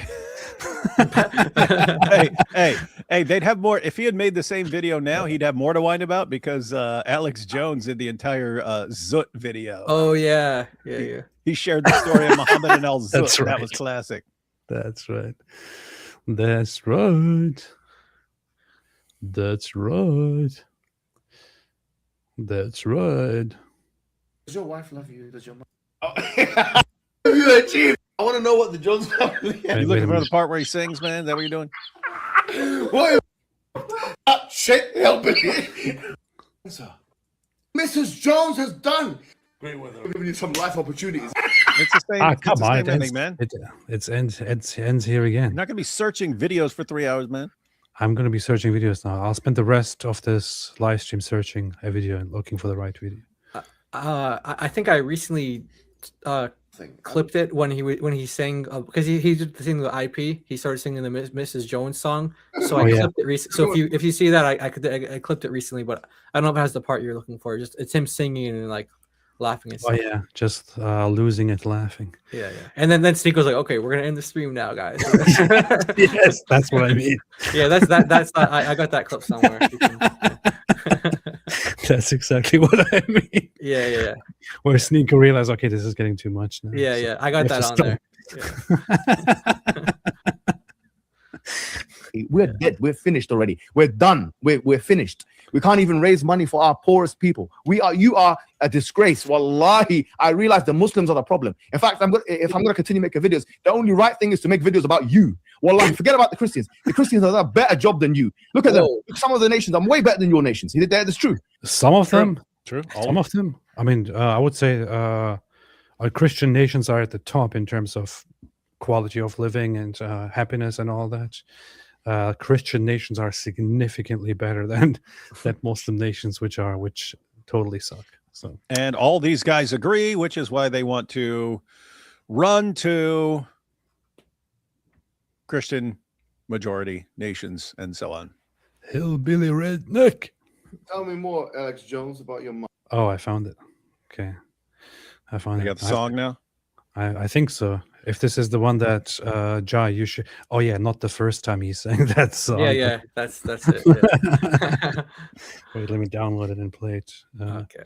For some reason, it's low volume one. We're gonna have a good time. It's low T. What the hell? I downloaded the wrong video, man. Okay. You do a great job with It's your all live streams. the way they feed the poor is better than what? Look at the Jews. They've come together better than you. And that's the one that Allah says about them. Oh yeah, that's exactly what it says. Yeah. Tell me more, Alex Jones, about your mum. All right. I want to know more about that, Mrs. Jones. I don't. I just want to know about Mrs. Jones. Mrs. Mrs. Jones.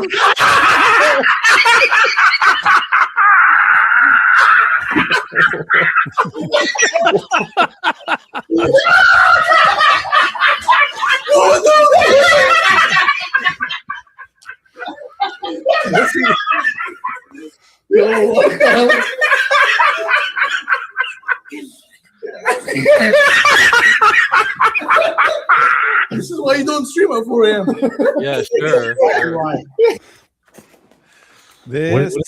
What exactly is happening stream here? at 4 a.m.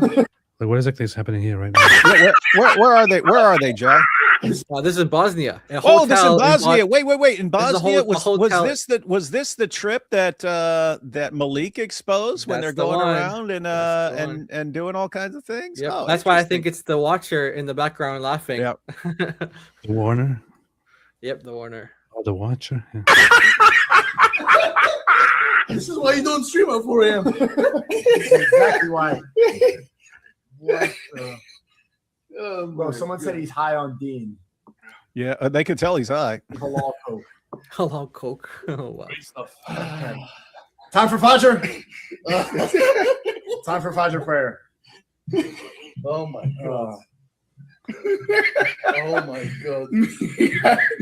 Oh, Well, here we go. Jones.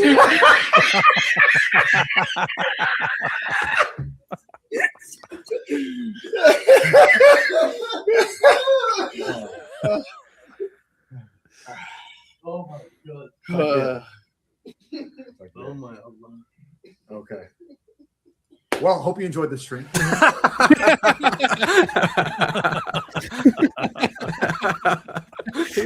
like, it's only gonna get worse from here, guys. So we're just gonna end it here. I like how Sneeko can't Yeah. not laugh. It's like when he heard about Muhammad's micro PP and he couldn't help but giggle. Oh, man. Oh man, this is the final boss, ladies and gentlemen. This is the final boss Final of boss. Dawa. This is the champ. This is the champ. That's what it is. You're sitting there watching Netflix. Homosexuality should be fine. Nordine says, Randy Bale says Than is back. Indeed. Randy Bale says the far right is growing, unlike Momo's pencil. It's loud and clear, says powerful dominance in action. Even their names is based. Okay, perfect. Exactly. Catholic S'mores. Do you think Subhor is related to whack ass? AP, you wish you were live. You wish you were with us during that stream when the guy, when a guy named Whack Ass Ahmed called, jumped in. Oh, they both have the same last name. I saw it.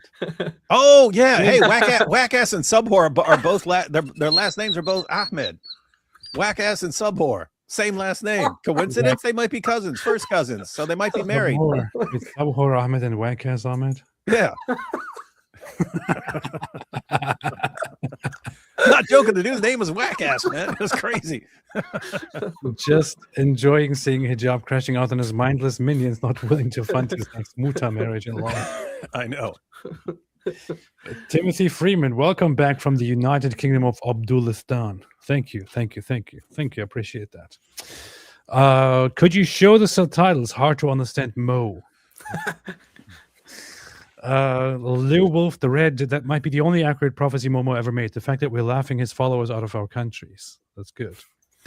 That might be the only accurate one. Oh, wait. Same? Okay, no, I just misclicked it. How do Muslims square that whole aorta thing? David, how do they do it?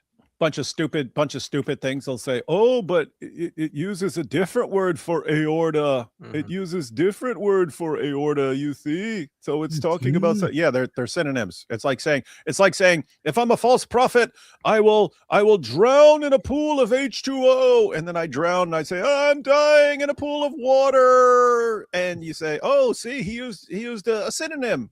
Therefore, he's no. But yeah, that's what they come up with. It's pathetic. Avery and IP cannot be God. They ate food. This is true. Snow Forest, do you think Libiano is legit or just a scam to get donations? I don't know what's does he have some asthma situation or something? Yeah. They got that bro Haji guy. You guys know him? He's on the investigation. Yeah. He's looking into it. No, me, it's these guys are such compulsive liars that even if they were telling the truth, you still couldn't. I just wouldn't believe them. I'd need to see evidence, but I don't care. I mean, if they want to do an investigation, or if Brother Haji wants to do an investigation or something like that, but it's a situation where if you say, I'm in the hospital because of my asthma, well, you could be telling the truth, but when I see you lie repeatedly, I don't know. So I can't trust you. I'm not going to say he's making it up, but I'm not going to believe anything that guy says. See, I think he was complaining that did I see this right earlier? From what I have seen, the responses by Christians have been overwhelmingly just we're not happy about this and we're praying. Oh, because he set it up. He set it up that we're rejoicing over this and we're so happy, and that's how he's setting it up. So that's why people are responding with saying, no, we don't hate you. We think you're an evil guy, but we don't think you should suffer. We don't think, that's not what we want for you. We want you to, repent and come to Jesus. That's what we're asking. That's what we're hoping for. We're not saying, oh, we hope this guy gets, he suffers and he can't breathe. And no one's wishing that. We're not wishing that on him. And by the way, that is coming from the same guy who wishes nothing but harm upon us and upon the enemies of Islam. I am not a fan of Scamoon, but he had a reaction to Scamoon where he was hoping for his death and was Allah. Even with Chris, who's like super nice guy, he doesn't do the stuff the rest of us do when these guys cross lines. But he started talking about Chris being consciously edited out of existence and so on. Yeah. Demonosov, Epi, do you know about Allah's motherhood? Oh, you're gonna watch that clip. I'll make a video about that. That was awesome. That's one of the best things that happened this year, man. Yeah. What happened? Oh, so I'll give you the quick rundown. Cora was debating for Christian women, and Christina was one of them, and she's one of the Muslims, the new Muslim TikTok Muslims who are called the Fatherites, because they've been forced by the Islamic dilemma, pointing out what the Quran says about the previous scriptures, affirming them. Then one of the main responses is it's just a general confirmation, not every little single detail, but the general things. And so it's been pointed out to them, well, all over the place, Old Testament and New Testament, God is our Father, and therefore that's part of the general things that would be confirmed by the Quran. So this has forced them to say, okay, it must have been okay at that point to call God Father, because metaphorically he's similar to a father in that he's making things or something like that, or providing or something like that. But since Allah says not to call him Father in any sense in the Quran, it was abrogated. So it was okay in Bible times, but abrogated in the Quran because it specifically says don't call him Father. And so Christina brings up, she says, okay, so if it's just metaphorically, he's providing or something like that, and therefore you can call him Father, can you call him Mother? Can you call him Mother? And she goes, no, because there's no precedent for that in the Bible. So we pointed out that in the book she was quoting, Isaiah, we went to their favorite chapter, Isaiah 42. God says that he's like a mother in labor. Right. And so, but there's a bunch of those passages. And in the two books she was using to defend herself were Isaiah and Hosea. And both of them compare God to a mother. So we pointed out that, wait a minute. So it was, so God can be compared to a father and a mother. The Quran abrogates calling him Father, but it doesn't abrogate calling him Mother. Therefore, Allah's only Mother now. And so we're gonna roll with that. Back to the mother rights. That is logically very, very good. So yep, that works out. That's funny. Take some notes, guys. That's how you ask for money and be a grifter. LOL. How are you guys doing? Tell AP I said hi. Oh, he's not even done yet. Hey, AP, Dawa Troll said hi. Okay. Taylor, hey guys, off topic. Zohran Mamdani went live on Twitch but had no mods. His chat went wild, spamming the wildest comments, pics in the zoo. Whoa. Really? I've never been on Twitch, so I don't know what that's like. You get banned like right away. Yeah. They have a very strict ban policy there. AP, your speech at Speaker's Corner was beefed. Well done. And I'm glad your GoFundMe got the goal to didn't donate too much, but I threw some into that. Keep crushing the turds, AP. David Jai, ROK2, I guess. You could say that. You could say they're all right. Thank you. I appreciate that. I think I'm going to publish the video of that speech tomorrow, actually, on the channel here. It's already been posted, man. I have a better version of it. I'm going to publish it with better audio and visuals tomorrow. What if it's worse? What if it's actually worse? No, it's not. And I'll give it a better title too. But thank you. I appreciate that very, very much. Really, really appreciate that.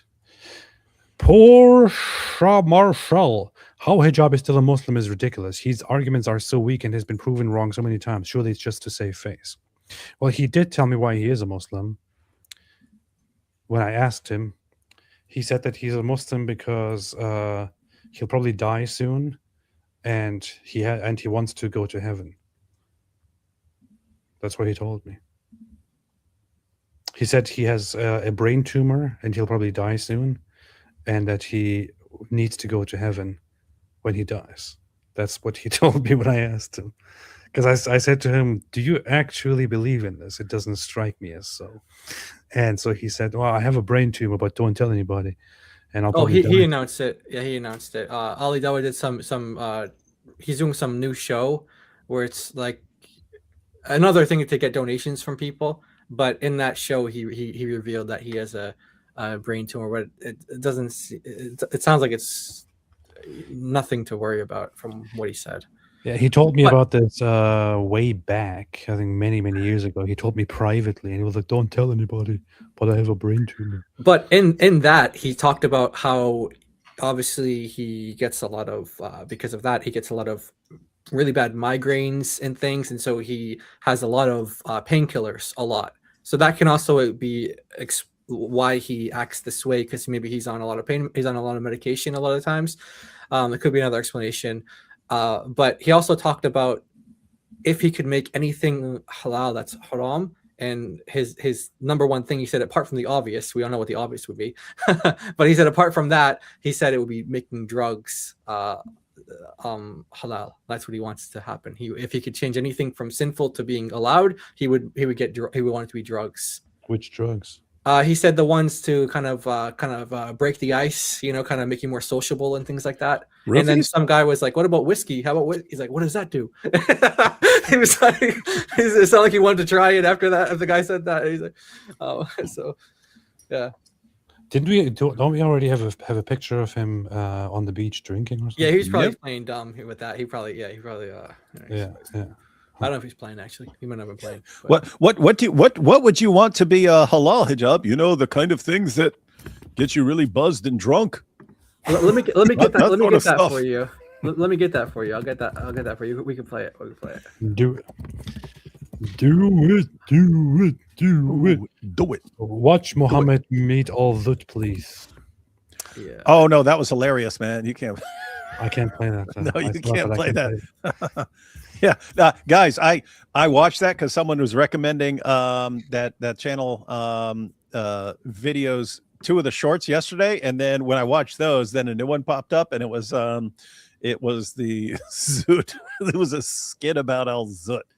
Yeah, pretty awesome. Very, very nice. 2,000 views and just over 500 likes. Dark Stone getting zooted tonight by secret stone kisses. The U of the tube is being controlled by the UK, hence creative messaging. Exactly. So therefore, like the stream. Speedrunner, Beavis and Butthead, Muslim edition. Gokudo, does Subhor ever say anything, or is he just Hijab's emotional support? He does. It's stupid. He'll jump in occasionally after debates and goes, "Yes, we could tell that you were traumatized psychologically and that you were mentally destroyed. We can see in your demeanor that this has shaken your nervous system and that your neurons are misfiring because of this. You've become completely discombobulated. Yes, because of the powerful dawah that was poured all over." It's like so pathetic. And this will be right after Mohammed Hijab just got absolutely destroyed. It's pathetic. I've never craved peanuts in my life suddenly, but for some reason I just thought of peanuts and I'm really craving peanuts, although I don't even like peanuts. I don't know what that is about. And I don't even like peanut butter. It's very strange. What is that about? No one cares. Dima Escape. I already miss Mike Winger. Me too, man. Everybody misses Mike Winger. Flip. Again, he must suck at Monopoly, and I'd rather go fund Dunkin' Donuts. I would at least be getting something out of it with an additional sandwich. Yeah. Culver. I said it first years ago on AP's channel. Mohammed had a micro penis. Told you, El Vut be upon him. Nice. David can't read this, and he's like, how did he read this? Randy Bales, Mimi fixing to stand outside Tesco's like Santa. Yeah. Ace Quick Scope. Thou shalt love thy neighbor as thyself. David in Apocalyptic. It's great that you are teaching world about Jesus instead of making fun. Show compassion. No, we will make fun. We will make fun too. Yeah, I don't. If you're thinking making fun of idiots doing stupid, horrible things and leading people astray, if you think making fun of that is unbiblical, I suggest you read Jesus' reaction to the Pharisees because they were leading people astray. Oh, no. Way more brutal than anything we're saying right now. Craving micro peanuts. Oh, micro peanuts. I get it. Okay, now I see. Can you guys please react to the Islamic leaders saying their work of fracturing us is paying off, and specifically mentioning Meghan, Tucker, and Bannon? I shall check it out, inshallah, soon. I sent you a link, by the way, for the. Ozzy says the following. One thing that's hard. Ozzy says the following. AP Ed, you are a disgrace to your soundboard. Please, I should do that. Matt Fleming, what's the over-under on the chance Hijab took a DNA test and found out he has Jewish blood? And what's the over-under on the DNA percentage? I think it might be low. Although, you know what? He's Egyptian. And he might have some North African, it is possible, Sephardic or something like that. but it would probably be very low, I would say. Yeah, he'd be way smarter if he had a significant amount of Jewish DNA, Um, and he wouldn't be bankrupt. Real Black Milky. I told Kingdom Reconcile Chris Svorchak to do a collab with you guys. Check his Instagram pinned video of the Muslims in Texas praying in public. David Foot. Who is Chris Svorchak? No idea. Svorchak.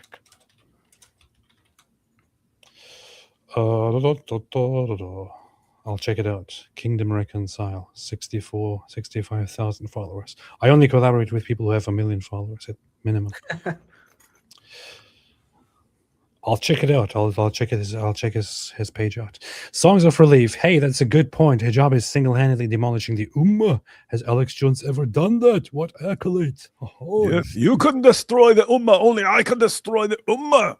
you guys should watch Rob Pinion's Mohammed meet all yeah, this kid. Very funny. That's the one we were talking about. So it's Rob Pinion? Rob Pinion. Yeah, Rob Pinion, guys. You can check out his most recent short. It is pretty messed up. Do not watch it with your kids around.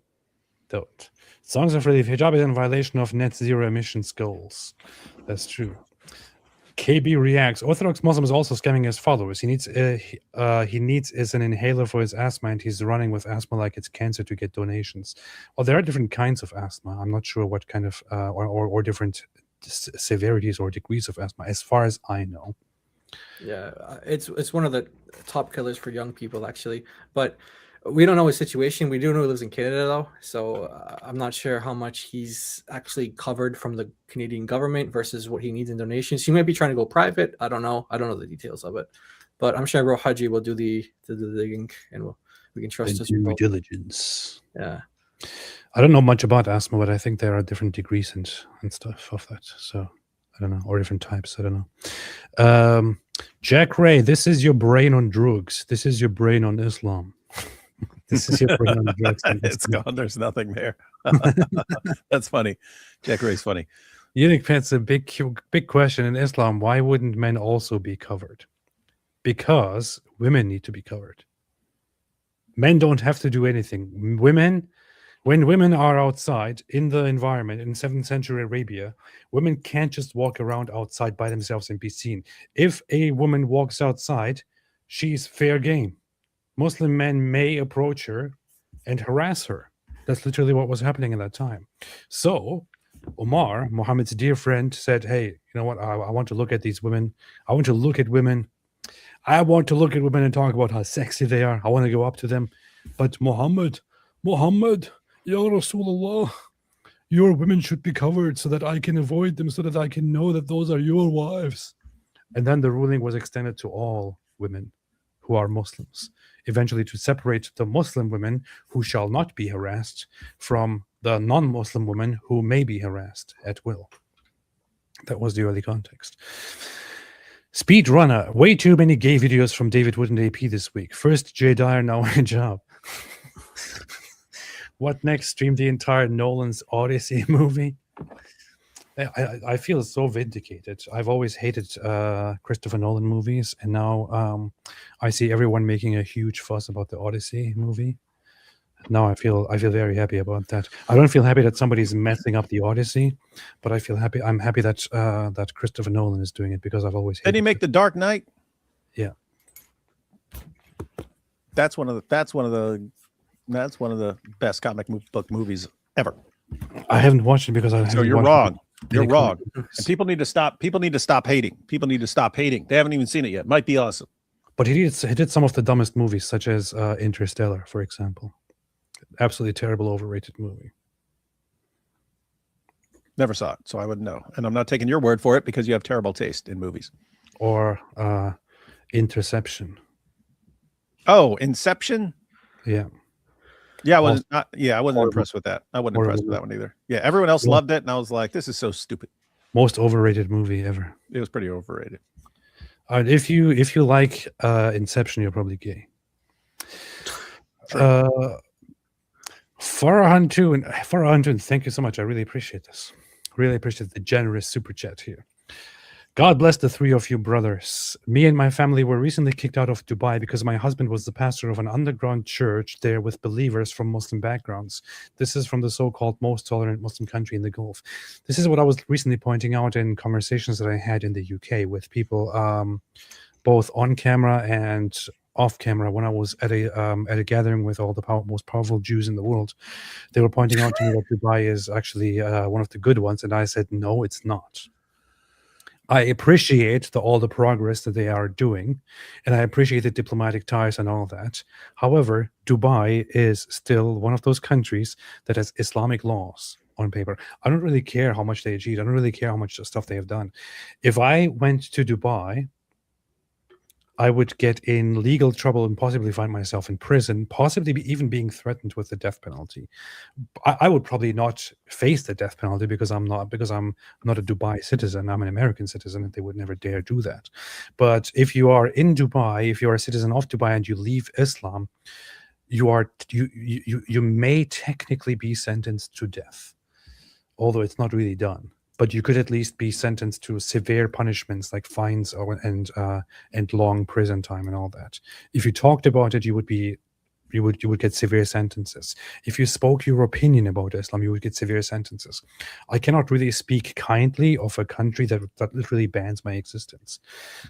It is still, despite all the progress and despite all the business and everything, it is still an Islamic crap hole. So it is what it is. And thank you for making the super chat. And I wish you all the best. God bless you and your family and your works and everything. And I hope the best for you, and that you find peace and happiness somewhere outside that horrible place. Thank you. Aussie Abe, Allah abrogated logic and hygiene. Paris is the Beirut of Europe.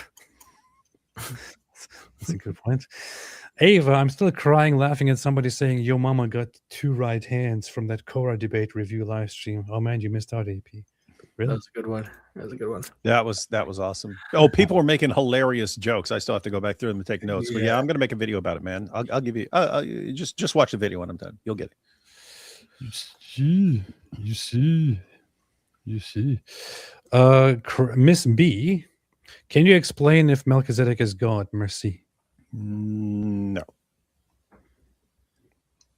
What you can't explain, or he's not God? Not God. Yeah, I think he's a foreshadow. So you can't explain. Can you explain if Melchizedek is God? Yeah, my answer is no, he's not. Okay, but can you explain or not?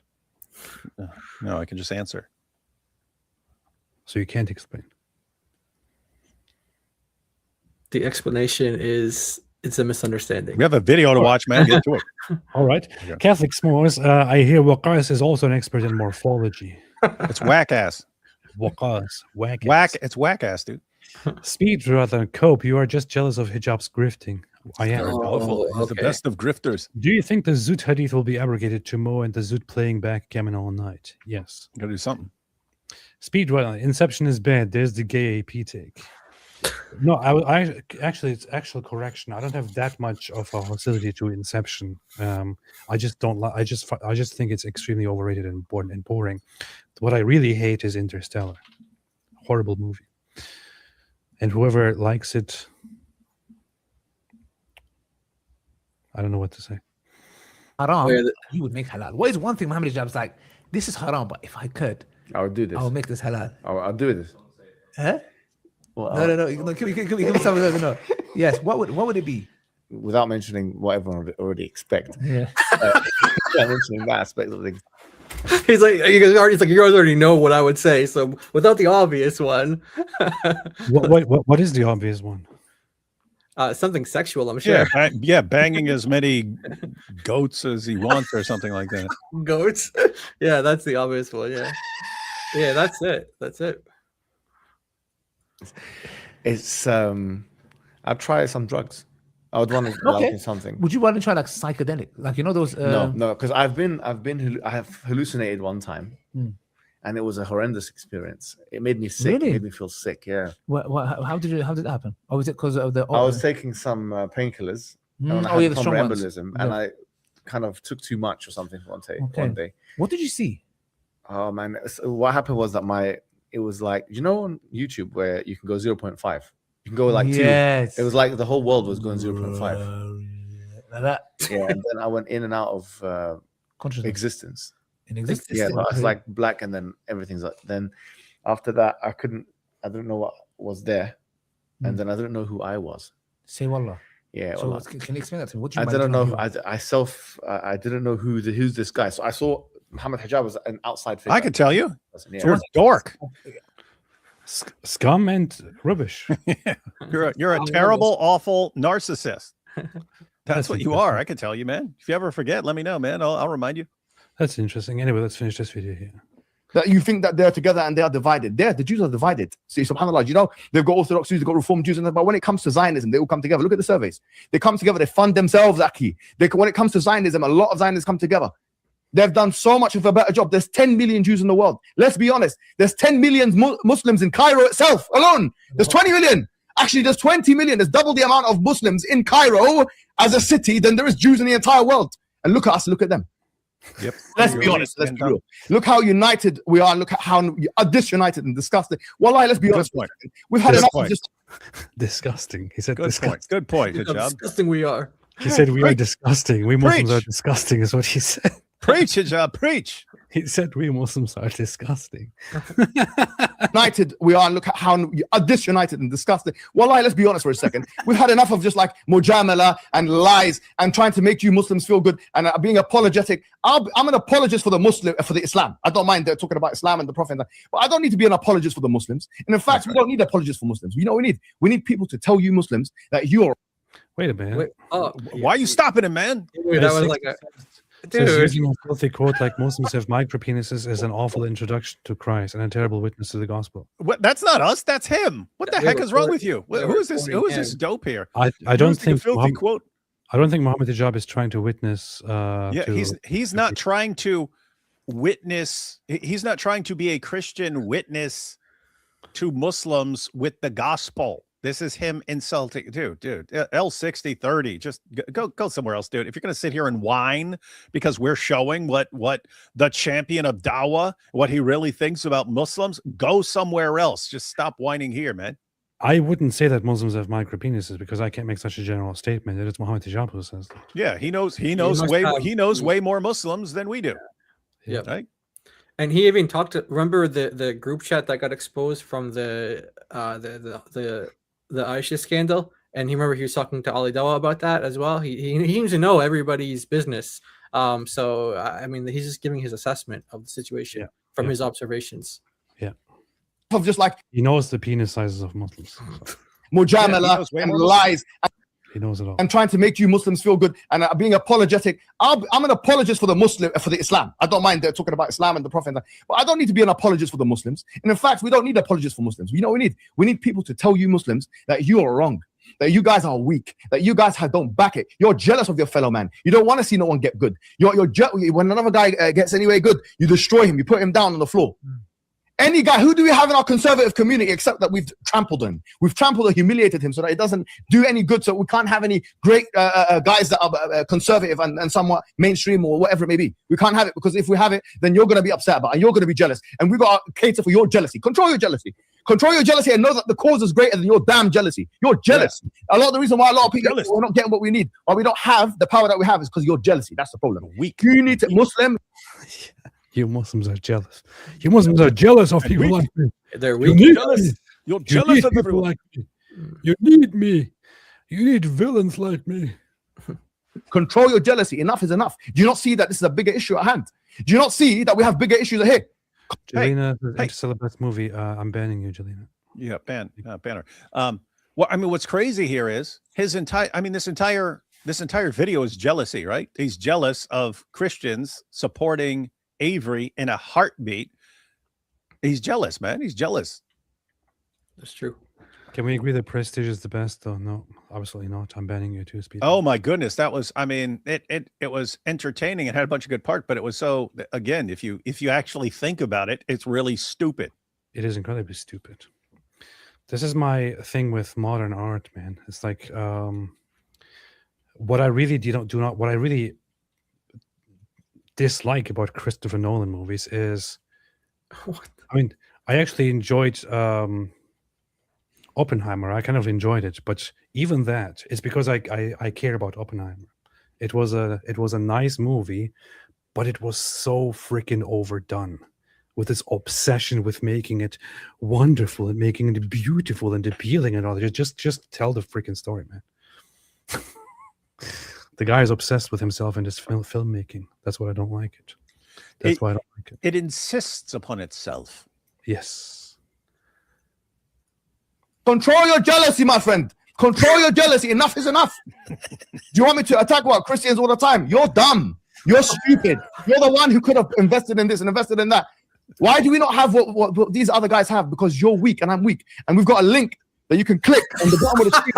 You're not even going to time to. That's the worst. You're weak and I'm weak. Now there's a link. There's a Click on link. If you want to not be weak for once in your pathetic life, if you want to for once in your life not have a micro PP, then click this link and send money. And David, you should make a GoFundMe video like this. Can you imagine? Oh man. Look what the Muslims have. Look what they do. Humiliated. And you can't even, the weakest, the Prophet told us, Al-Muslim lil-Muslim kal-jasad al-wahid, that the Muslim to the other Muslim is like one body.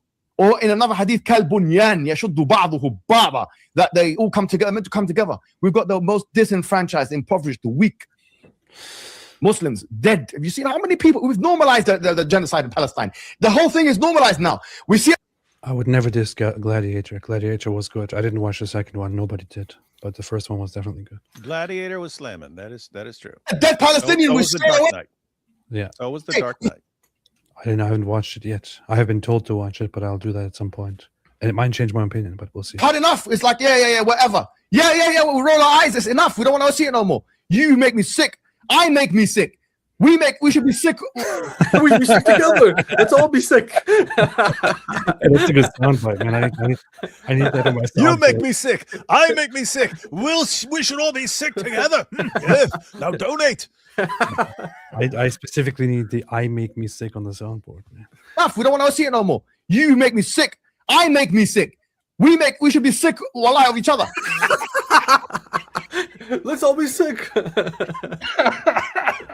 Let's go to an island together. Let's all be. We'll call it Sick Island. I make me sick. We should all be sick. We give each other diseases. So we have been for the biggest community in the world. Wallahi, we've normalized the death of our people, the humiliation of our people. It's gonna be over unless we start Unless you click the link right now. Maybe there's also, hear me out, there's a different way to stop this, Hijab. Stop fighting and start building stuff and working and valuing life and the world and others and your own lives. How about that?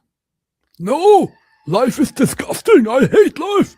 I want to love death. We love death. But wait a minute, why are we being killed?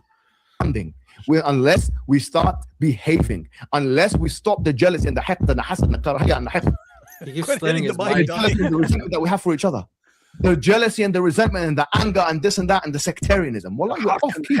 Does my mic do that if I hit it? Wallahi, we can't even. We're struggling to fund organizations like Sapien and masjid. The masjid I go to here and there, they say like we need a fundraiser. We can't even fund our masjids that we're going to pray and do salah inside. Good, don't.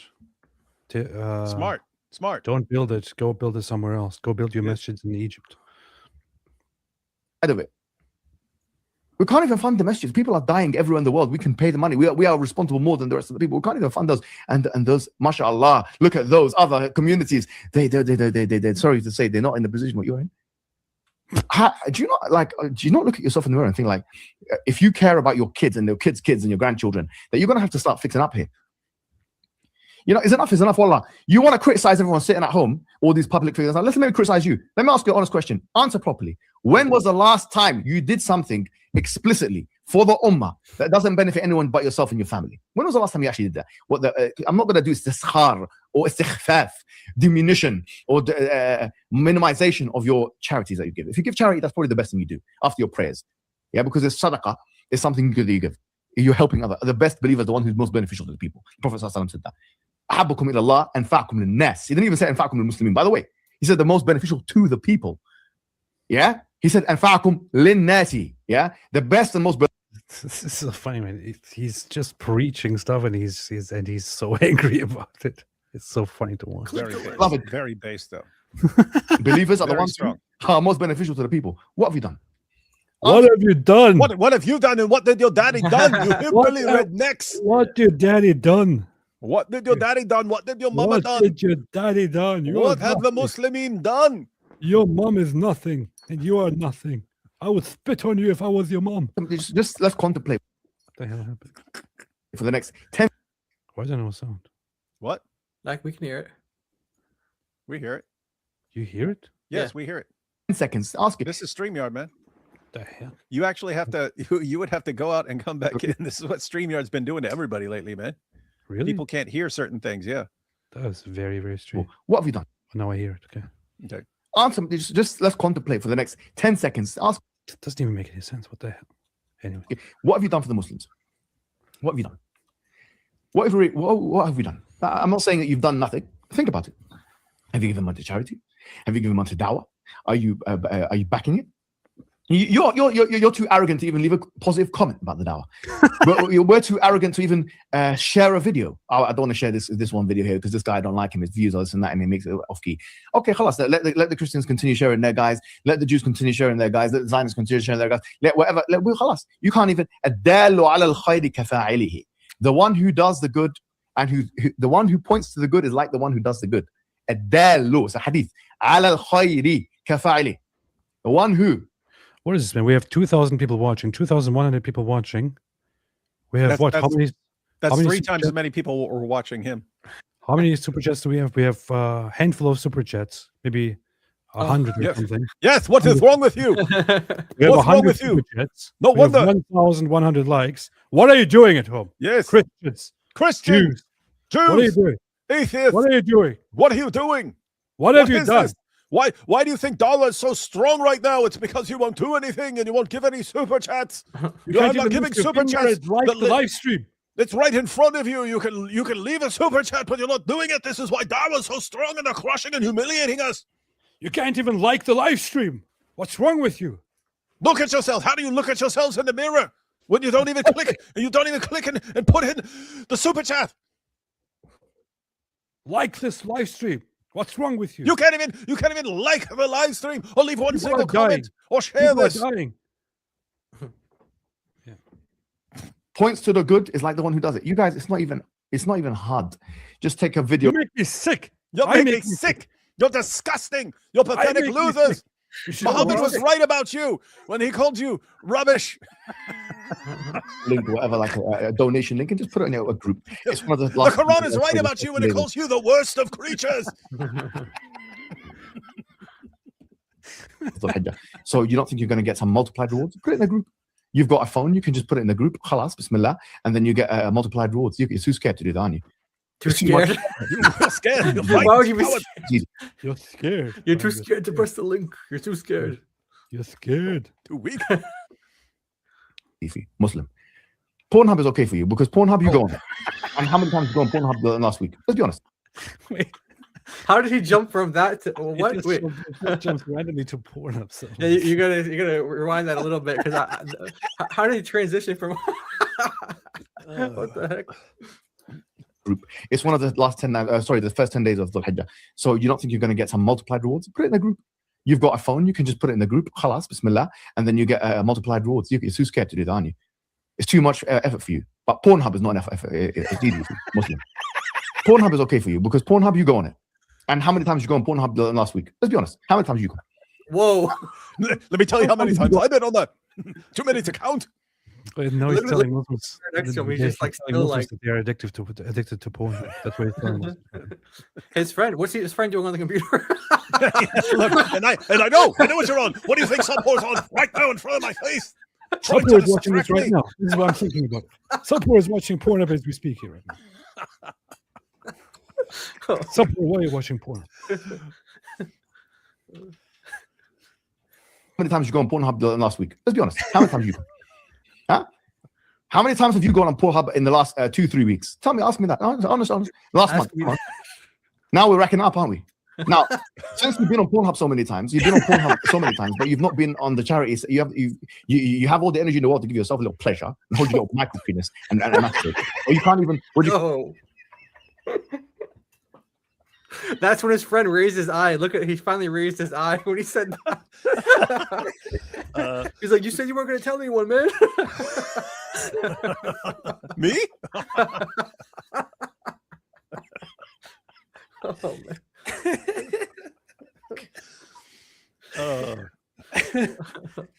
Oh my god, that really escalated very quickly. You can back that thing up, man. Not in the zut sense, but you need to back that thing up. Lord have mercy. Oh, man. Oh my god. How many times have you gone? Huh? How many times have you gone on Pornhub in the last 2-3 weeks? Tell me, ask me that. Honest. Last month, come on. Now we're racking up, aren't we? Now, since you've been on Pornhub so many times, but you've not been on the charities. You have all the energy in the world to give yourself a little pleasure and hold your little micro penis and masturbate it. Or you can't even, what do you call it? Press a couple of buttons here on the thing. Yeah. Look at him tapping his leg. You see the tap? I told you. Guys. Hey, everyone! You sit here and wonder why is he sit here with Subhor? What's Subhor adding to this? Subhor's just sitting there. His job has brought in someone to let him know when he's going too far, and he's not paying attention. This is crazy. It's like, Subhor, you had one job. Stop him from going too far. Subhor, you're not doing it. You're failing. He's tapping the leg. That's the leg tap. That's the signal. Subhor, you're fired. Or you can't even, what do you call it? Press a couple of buttons here on the thing.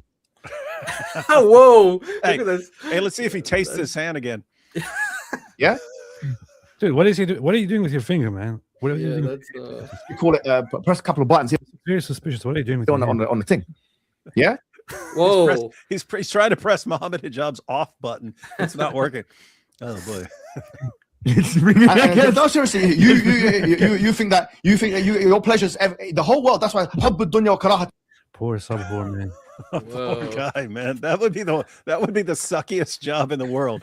trying to stop the job from talking. So the entire point of the stream here is to encourage Muslims to donate to the charity. To a charity. Yeah. And he starts it out with, "I am very pessimistic about Muslims. They're not supporting each other." Yes, Mohammed was right. That you're a bunch of rubbish. And you're not even donating to charities. You're not even giving them. And by the way, there's a link down. You cowards. You absolute weaklings. You are jealous. You're jealous of me. You're jealous of me. You go on Pornhub and The Jews are better than you. The Christians are better than you. Everyone is better than you. You're pathetic. You have micro penises. Now donate to the charity. Come on, man. Yeah. Oh, oops.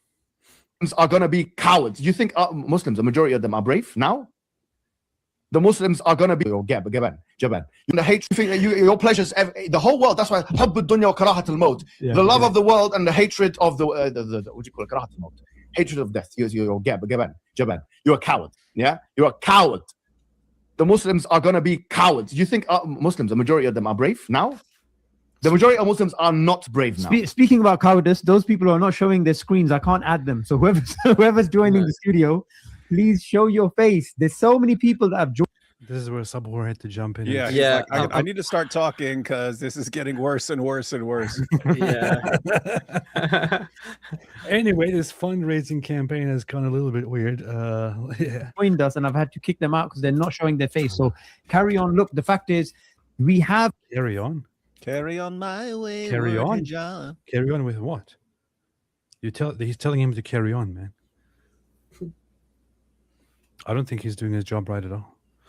people out there suffering in Lebanon, suffering under the Zionist oppression. He's like, this is how you're supposed to do it, man. People in Lebanon suffering. They can't even go on Pornhub and pleasure their micro penises.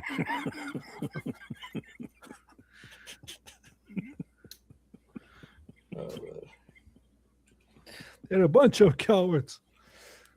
Oh, gosh. This is da'wah. This is Dawa 2026, Dawa. guys. This is This- Dawa.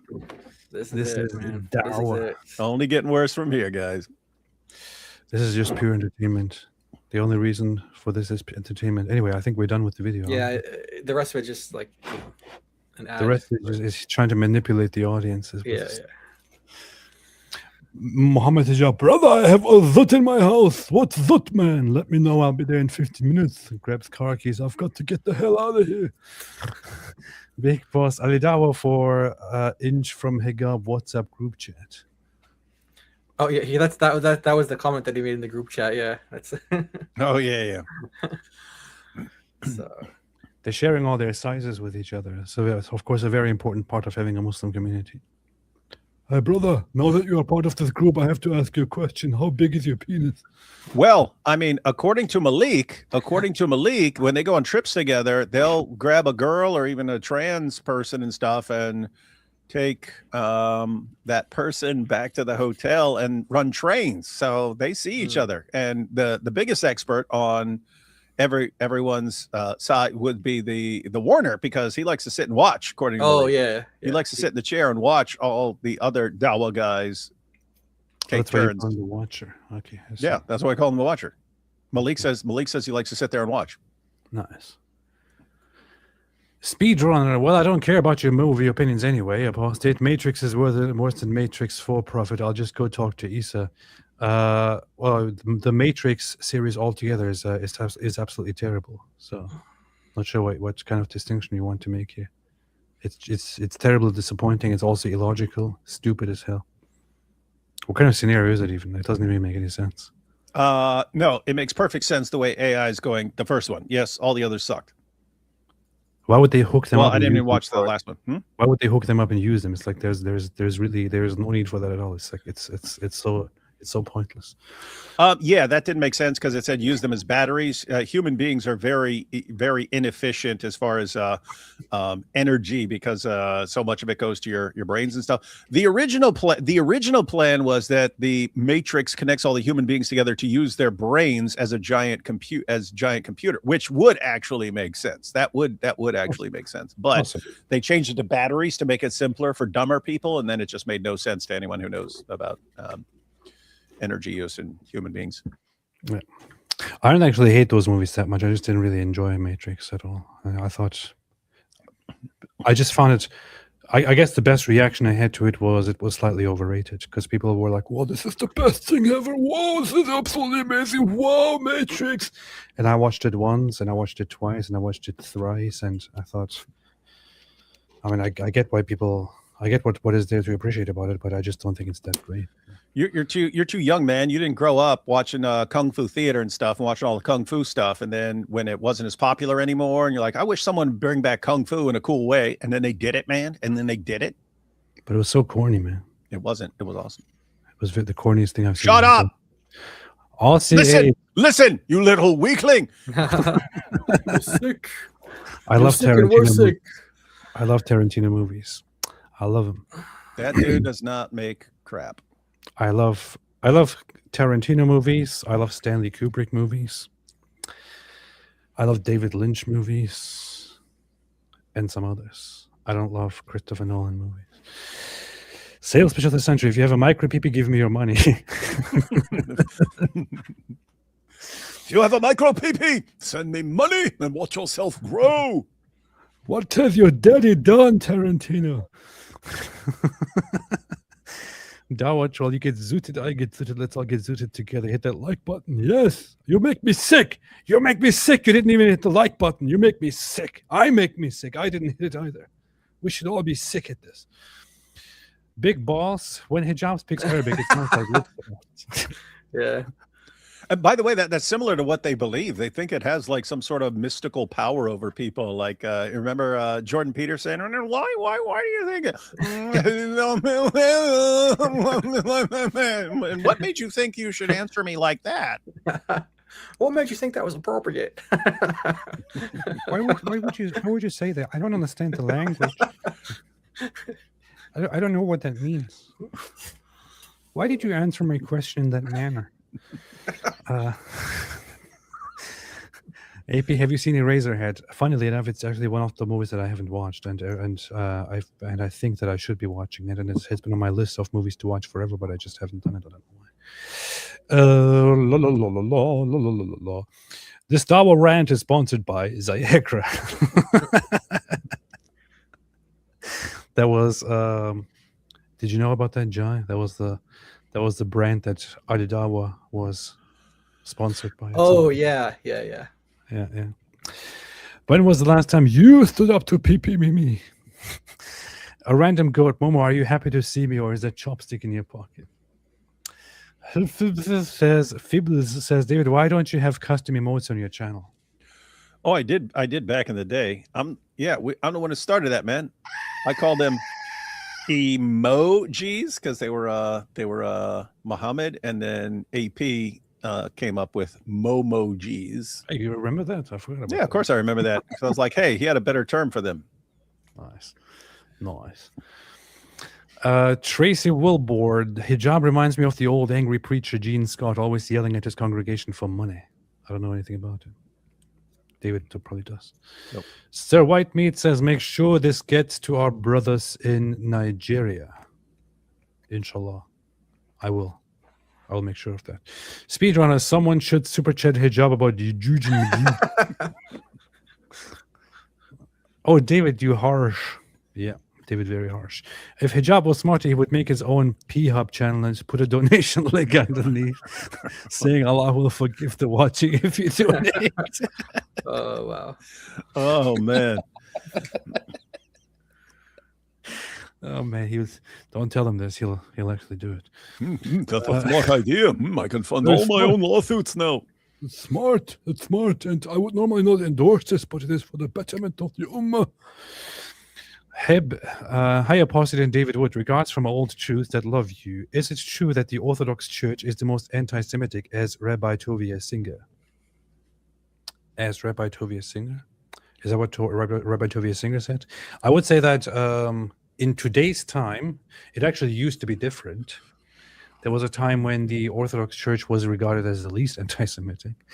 In today's time, there were. I mean, when we went to the Holocaust Museum, like there were a bunch of like Orthodox priests who were on like the wall of people who had protected Jewish communities during the Holocaust, and were standing their ground saying, "Nope, not doing that here."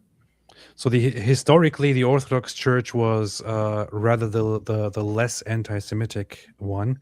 In today's time, and the Catholic Church was very anti-Semitic.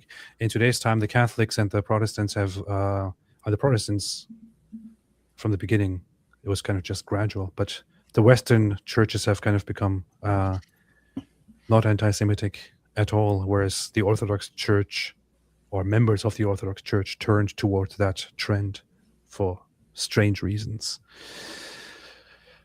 Would you say that the church itself is most anti-Semitic? I wouldn't say that it's a huge thing. It is mostly an online thing, and among some people in certain regions.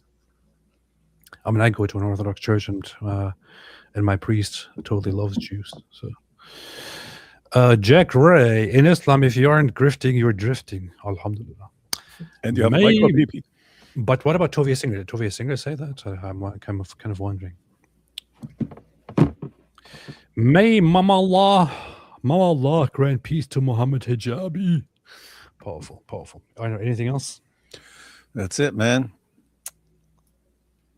That's it? You said it all. Well, Muhammad Hijab said it all. We just watched. He did most of the work. Are you going live tomorrow? Of course. 5 times? No, just once. That's what you're doing nowadays. Just going 5 times live today. Had a lot of stuff to say, man. I reached out to certain Orthodox priests to get some guests on as well. I don't know if you contacted the ones that I told you, and also have some other people to talk to. Maybe I feel like I should do a whole. I have this thinking. I just want to put the question out here for everybody, for the audiences, for everyone. I have been thinking for a long time that I want to have some focus on the channel, on talking about Christianity or talking to Christians or Christian, figures. And I was wondering if I should just do that on this channel, or if I should create a second channel, a separate channel, where I have conversations with people about Christianity. Let me know, everybody in the audiences, and also fellows by my side, which one I should probably do. I would say I will disregard whatever you recommend, but still, just for fun, let me know what you think. I would say try it for a couple of episodes, see if people are interested, and if they're interested, then you might want to think about going to a second channel. If no one's interested, then maybe people just aren't interested in what you have to say on that topic, and they only want to hear you bashing Islam. It's not what I have to say; it's what other people have to say, because I would be talking. Maybe people aren't interested in hearing you talk to people to hear what they say when they can go to those people's channels and just hear them from themselves without your dumb interjections and so on. So that's what I'm saying. You don't know. Try it a couple times with some interesting people. And then if people like those shows, you might want to split it up. All right. So what I'm gathering here is do it on the same channel. Yeah, to start out. No, I'm not talking about you. I'm talking about what the chat says. Okay, so therefore, I will probably do a separate channel to do it. Lanam says, who saw Chris LaSala and Jay Dyer's career today? I have no idea who Chris LaSala is, but I haven't seen anything. AP Eraserhead is a great Father's Day movie. I should check it out. AP and AP Music, how many do we need? You see, I'm thinking of several more channels. AP Music, so Apostate Prophet, Apostate Music, then Apostate Christian Music, Apostate Christian Music, Apostate Prophet Clips, Apostate Prophet on Christianity, several more like that. We shall go ahead and see how that works out. All right, anything else? Nope, we've said it all. And Mohammed Hijab has said basically everything we could ever want to say about Islam right there. You look up Rabbi Tovia. I don't really care about what Rabbi Tovia Singer says. Yeah. No, he's a dork. Complete dork. Yeah. And also, I have to say, with all due respect, I respect his whatever it is, but also a total coward. So. Yeah. Anyway, all right. Thanks everybody for watching. We shall leave it at this. Anything else you want to say, Jai or David? Stay away from Islam. Not that. Anything else? Islam is false and Jesus is Lord. Praise the Lord. God bless y'all. Have a good day and see y'all very soon. Stay away from Islam. Stay away from Islam. Stay away from Islam. Stay away from Islam. Stay away from Islam. Stay away from Islam.